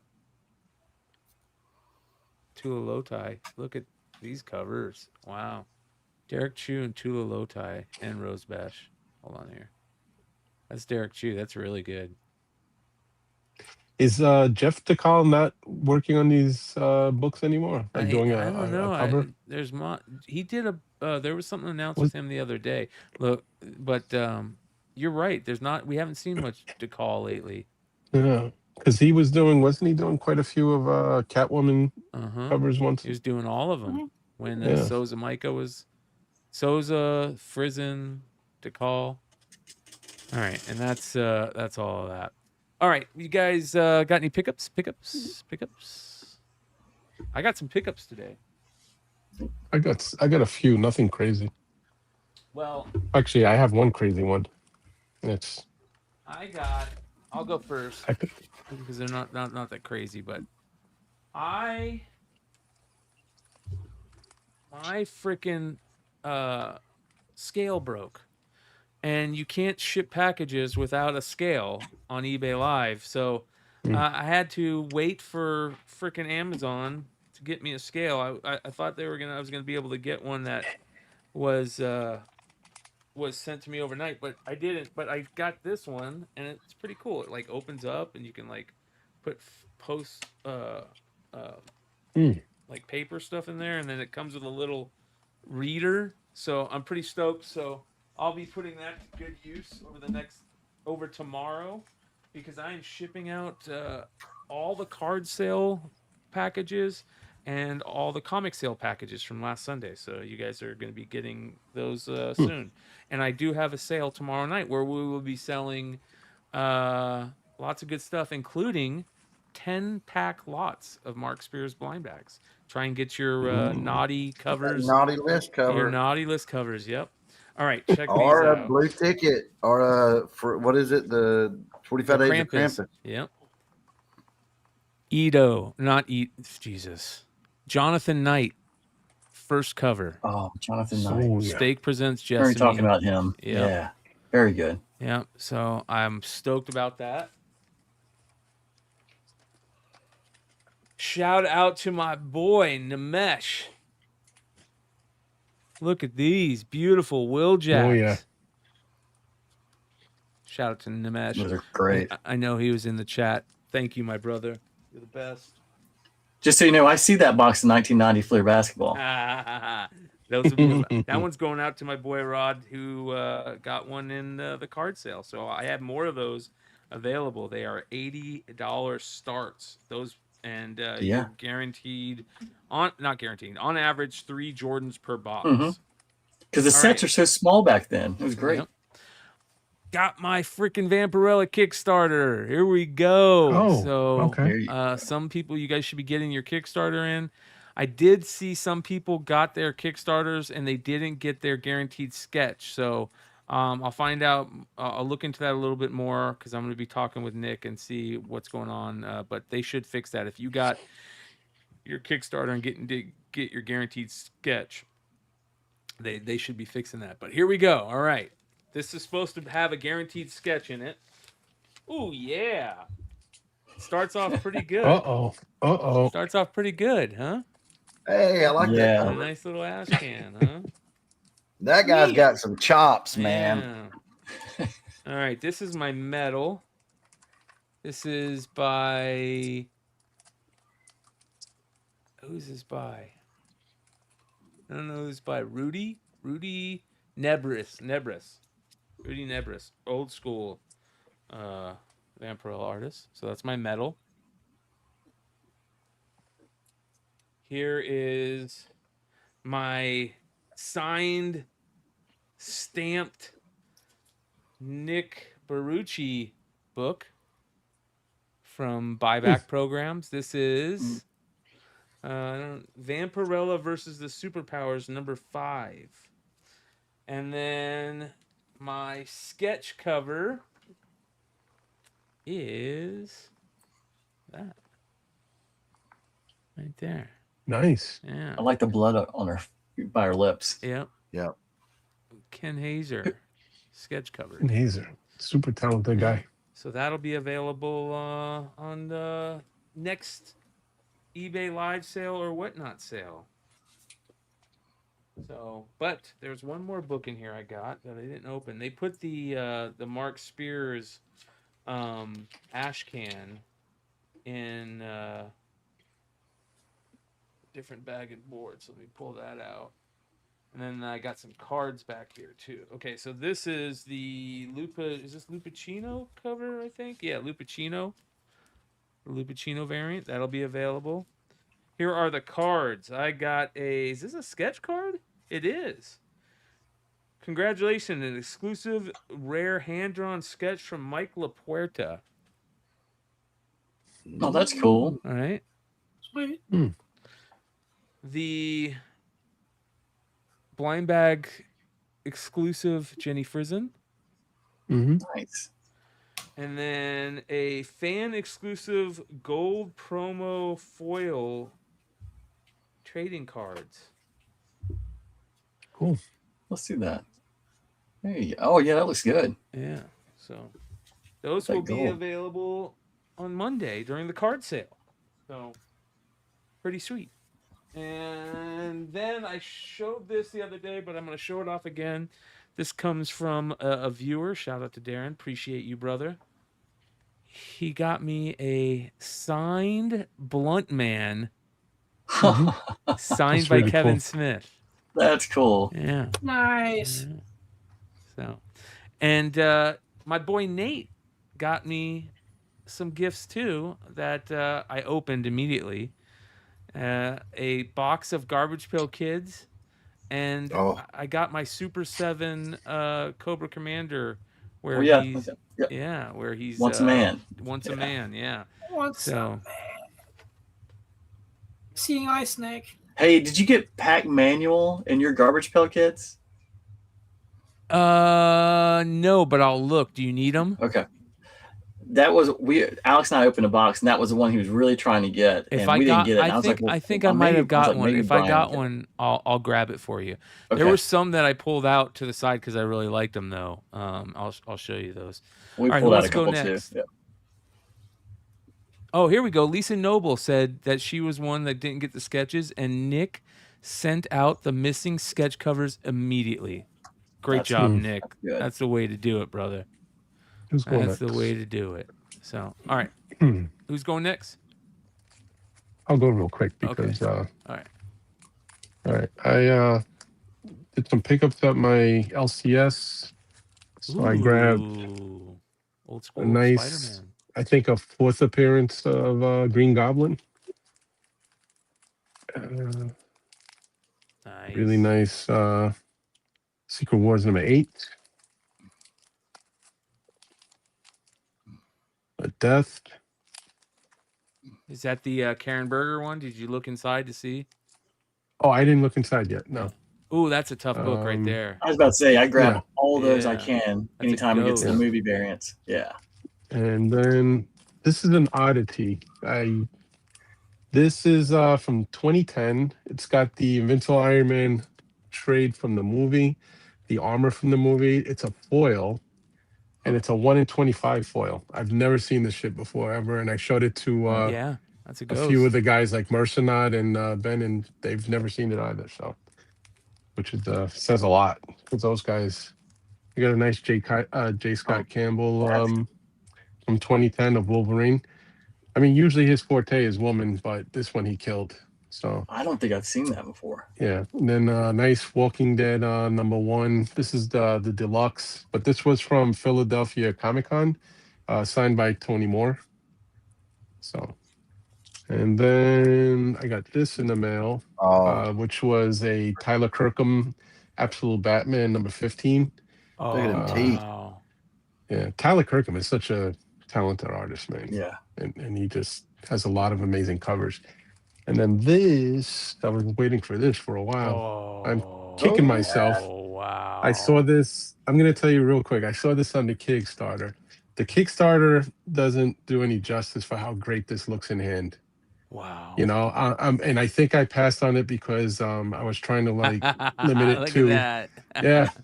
I was trying to limit to how much I was spending the first time around, but then the way Kickstarter is so screwed up, that every time I had to create an account to go back to make purchases. It's a pain that way. Yeah, I know, and I think that's why hard to that's change why I things. missed that, because I just gave up on doing that. Then I got these back from CGC slabs.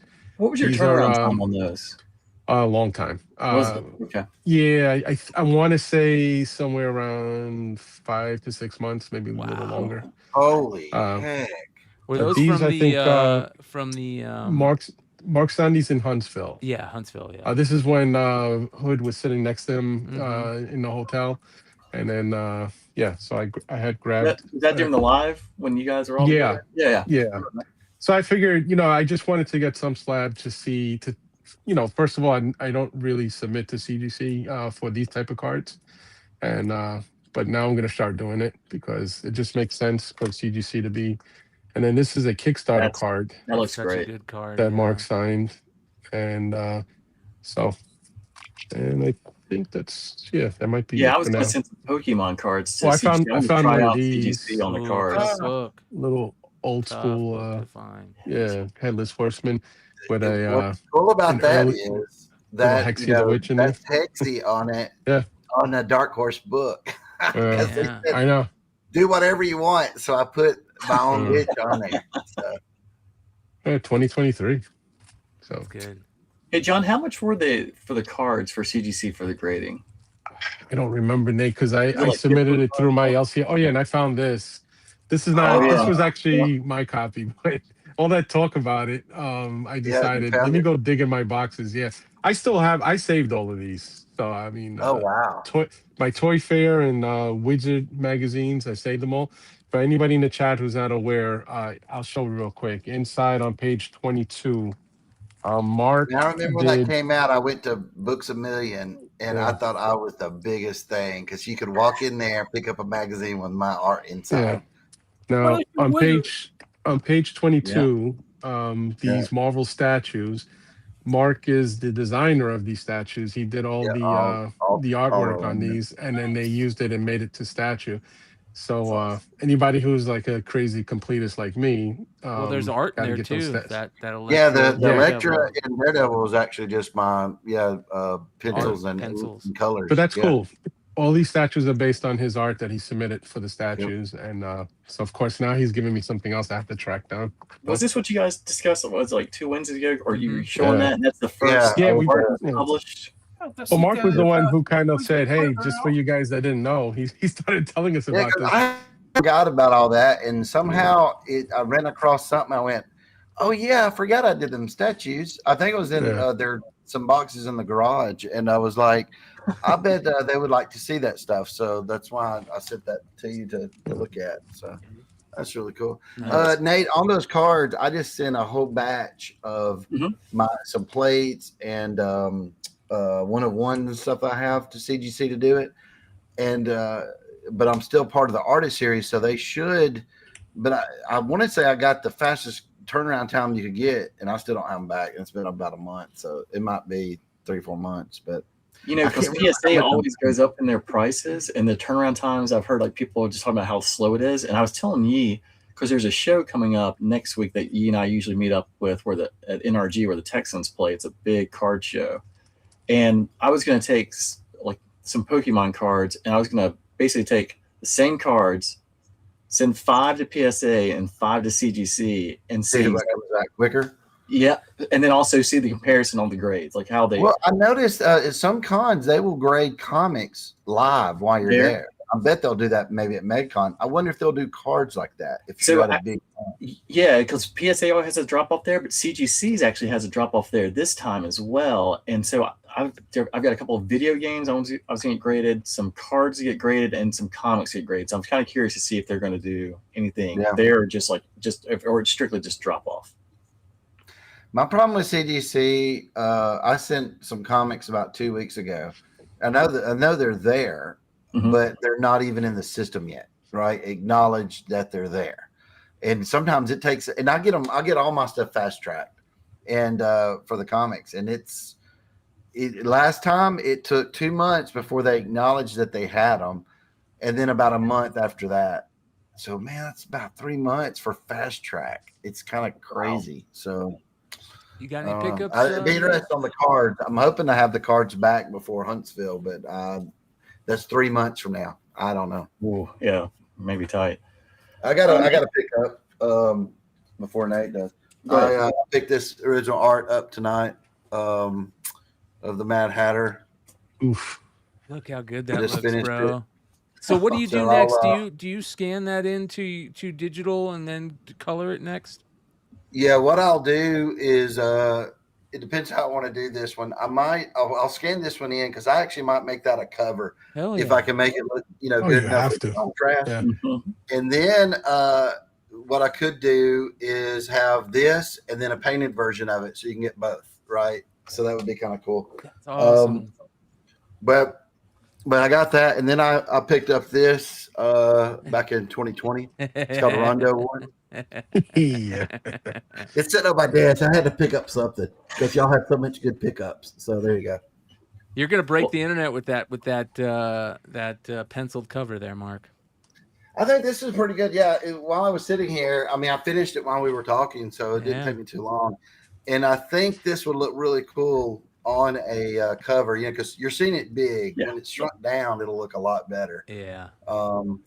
And when I color it, I'm going to put blood on the card, because it's supposed to be the Queen of Hearts and all that. And it's tough when you do 11 by 17. I don't really care for 11 by 17 as much. I knew that was going to be a cover. That's why I did it. I would rather draw like 9 by 12, but your eyes can comprehend everything better, the composition of it. But when you draw bigger, it's harder to do it a little bit because you have to lean back more and see it. Hey, Mark, out of curiosity, if you put that to a cover, right, will that be one of the first hand-drawn, original covers you actually have that you can actually say, I own the original cover here in hand-drawn form? Yes. Yes. It would actually be the first hand-drawn cover that I've released because, even like the wolf that you've got, it was done digitally hand. Right. So not a lot of pencil sketch of it. This one, but I do have a lot of artwork where like 9 by 12, where I would lay out what the cover was going to be, like the Bride or Dracula and all that kind of stuff. And that's put away somewhere. So you could say those are concepts of the cover, but this would be the first one that I'm scanning in and actually using it as a cover. If you get me. So a little different. So because the other ones is like, what's an idea? Oh, no, I'll draw this and I'll draw it out and I'll go, okay, that's good. Let me, get this working on the computer. Let me do a 3D model of it, get in the position I need it. And I try to do the best I can to make it kind of look like the original sketch idea. And sometimes I go, oh, I got even a better idea. I could move it a little bit more this way and stuff like that. But that would be the very first one that I've done that I actually penciled out, scanned in, and did. So which I wanted to practice because I'm going to do it with Spawn 77 too. Do you think you'd keep that, or you go to auction with it, or one day, or? No, I would probably auction it. I thought about what would be really cool is God. You know what they would go for? Yeah. I thought about wouldn't it be cool is if I sold that one and have it where one of them I wrote inside, you've won the original art as well, Oh my gosh, that would be insane. But for this one, if this is a con exclusive like Huntsville or something, I would bring the art with me and offer it for sale or something. Or it's a tough thing because you don't know what to really put it at. That's why an art auction is a little bit easier to do.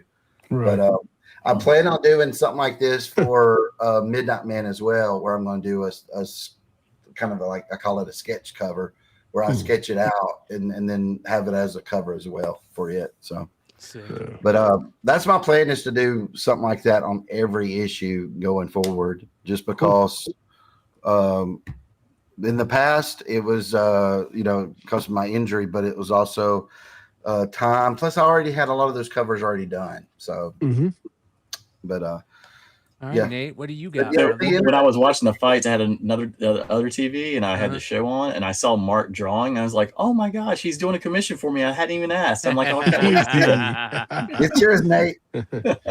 It's funny because I just got something in the mail from a Kickstarter, and it's from this this gentleman in Alabama. I don't know if you guys have heard of him, but Mark Spears. He did these cards. Well, if I knew that was you, Nate, I would have sit there and ripped it open. And I was about to say, go ahead and open on it. I was going to ask you, do a lot of people, do they take the plastic off and have like you draw on the box? Because I was like, man, with all this area right here. Yeah, with all that, because they originally it was going to be all printed on top, and then they had to change the box because I added too many packs to it, and then they said, hey, but we could put a tombstone on top. And I went, oh, that's great. So when you open it up and display it, it would just show the tombstone. Well, even if you do display it, there's still a big black part there. So it didn't work out the way I wanted, but it works out perfect to sign it right there. I was going to say, you could be like, rip the packs, Mark Spears. Yeah. So I've opened it up and signed it, and I've also done some where I just signed the plastic. So it works out great either way. Okay. But, there you go. Yeah. Nate. Are you going to open it up, Nate? I'm curious. I hadn't really decided, to be honest. I was just kind of curious about, because it looks good like that, but I was thinking about taking the plastic off, not opening the packs, but maybe trying to get you to do some drawings, but kind of like display it like John's got and put it over here. And so I'm so tempted to crack open some of the ones that I have, just because the one of ones. All right, there is 170 one of ones out there, right? And of the hobby boxes, there's only 800 of them. So your chances of getting one is not too bad, right? And I was sitting there going, man, I'd like to have, there's a bunch of other one of one cards I like to have. They look amazing. And then the printing plates, you're supposed to get two. Sometimes the people have gotten one because I don't know. Sometimes one box might have three. Printing plates, there were 1,800 printing plates, right? Of all the colors together.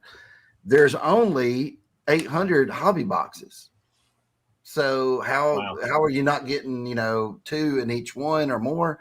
But then there's the blaster boxes, and some of those could have them as well. So there was 400 of those. So it's a math thing, but some people have opened them up and said, I've only got one plate. So we tried to take care of them and send them another one. Where the way we're getting them though is we're actually opening packs till we get a pretty plate to send them. So that's how we have to do it. Because the printer had messed up a little bit, but. Dude, I don't know. If you ever open it up and want another one signed like that, you got it. Don't worry about it. If you want to crack that open and see what you get. I know you guys are Transformer fans, so I don't know if you've seen these at like Walmart or Target, but they've had the Constructicons coming. Is that the new one? Because this is the new one. This is the Studio Series Devastator. The head's a little small, but like it's a great looking figure. I mean, it's it looks really good. And it stays together really well, and you can really move. Like you can, surprisingly, like the way that if you want to put him in like running poses or anything like that, you can, because of the way they've got the joints built, and you can have him leaning. I mean, it's. Besides Did you guys ever see this? Look at this real quick. Check this out. Speaking of Devastator, did you guys see this on IG yet? This was an AI movie that somebody made. Dude, how can they do that and we can't get a movie looking like that, right? Seriously. It's got all the Transformers. Look at that. how good that freaking looks. That's so But scary. that's like that's also like spooky. Like you're waiting for one of them to get up. Oh, Like the eyes to come on. They should have had the eyes start flickering. Hey Nate, real quick, someone did a an question. awesome Devastator cover a couple of months back. I saw one that you had, especially because it had like the background of the box and stuff. I think I put in one of our chats. I was like, that thing. I was like, I would Do I would have give my those, child Nate? away for that cover. Do you have one, Nate? I do not. Oh man, I'll have to send you one. Are you going to be at MegCon, Nate? Yes, he is. So then I was actually, Yi called the other day and we were talking about it because I actually have to travel. I was trying to figure out my schedule because I've got to travel for work the first week of February. And then when I come back, I'm leaving immediately to go to the Super Bowl, then come back. And then there's, there's something else I've got to like fly for like the next week. So like, and kind of going, when is it? Is it the end of March? It's the end of March. It's mid-March. mid-March. Well, kind of the end. It's the third week. 19th, 20th, 21st, 22nd. So I was trying to figure out spring break because Anna wants to go to England for spring break, and I think that may be the week before. So I'm trying to figure it out. But 19th through the I'm hoping to 22nd. make it. 19th. If you come down there, I'll bring some. But if not, I'll just mail you some. But I got Nate, covers. Come to Huntsville, Nate. Yeah, come to Huntsville, man. That's We're all going to be. All of us are going to be in Huntsville Huntsville. They don't like it. They don't like Tennessee fans in Alabama. They try to get us out. Hey, They don't bring us in. We Where's the tolerate Mets hat? Hey, we don't mind losers. We can take losers. Hey, I guess we did not see the basketball score tonight. After the good guys went I into refuse to Tuscaloosa and won. And Alabama has not beat Tennessee in basketball now in 4 years. So just want to bring that up too. Well, Alabama ain't doing too good right now. I was about to say that Transformers issue I was doing pretty well that Mark was going to give me. That's gone now. I just shot myself in the foot right there.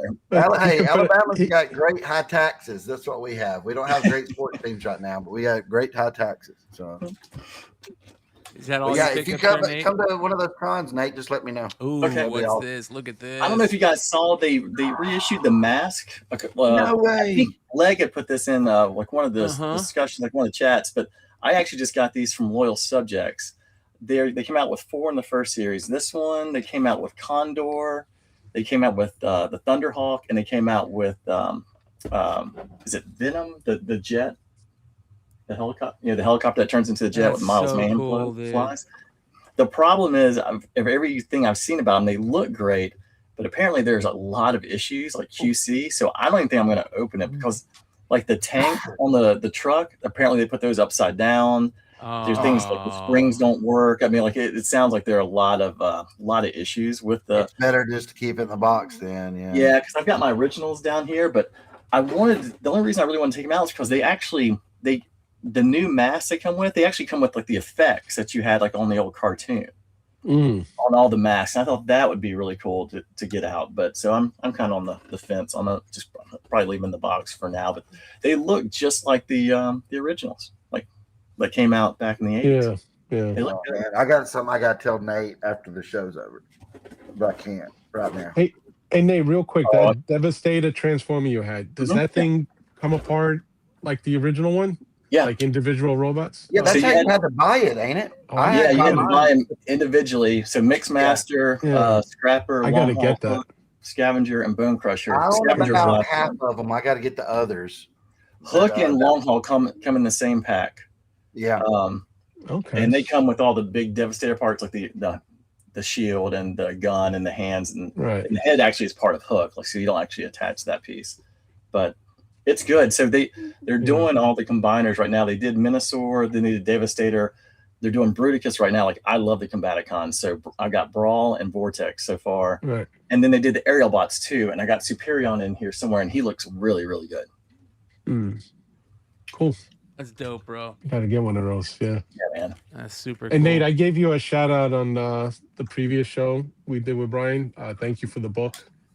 You weren't on the show, and I was giving you a shout out during the show. I don't know if you saw the playback, but thank you for that 1964 book. Yeah, it's one of the best baseball books I've read. And what I know I was mentioning just with our text is that 64 series was really it's really interesting when you read the book, because it goes into like when Mantle had tripped in the outfield and how he tore up his knee on the spigot sprinkler, and how Yeah, and so it talks about, like, just the how dominant the Yankees have been, but they were really starting to age out, and so Mhm. that was the last World Series they were in for quite some time. And I think they'd made 13 of the previous 17, Right. and that changed for the Cardinals. Obviously Jackie was the first black person coming to baseball, and they had Campanella, but that Cardinals team with Gibson and like Lou Brock and those guys, like they were really the first one to really have a team that had more black players and really kind of open up the gates, and it led to an incredible series. And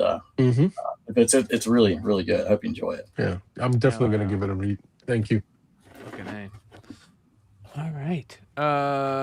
Adam, you got any pickups? No, I do not. All right. No worries, brother. Next week, I'm waiting for some things to come in the mail. There we go. That's what I'm talking about. All right, you guys, I want to remind everybody before we call it a night that this upcoming Wednesday, you got Big Clutch with Cullen Bunn doing an exclusive Ignition Press drop with a 500 print count variant for the new Cullen Bunn series Ripcord. Make sure you guys go check it out. Go hit the remind me button just like I did right there with that link I just dropped in the chat.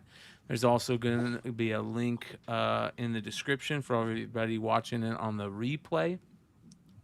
And also go check out Clutch's new drop for the Exquisite Corpses #9 Pete Carroll Virgin variant. And you have all those badass Exquisite Corpses variants available except for #1 over on Clutch's site right now. So bigclutch.com.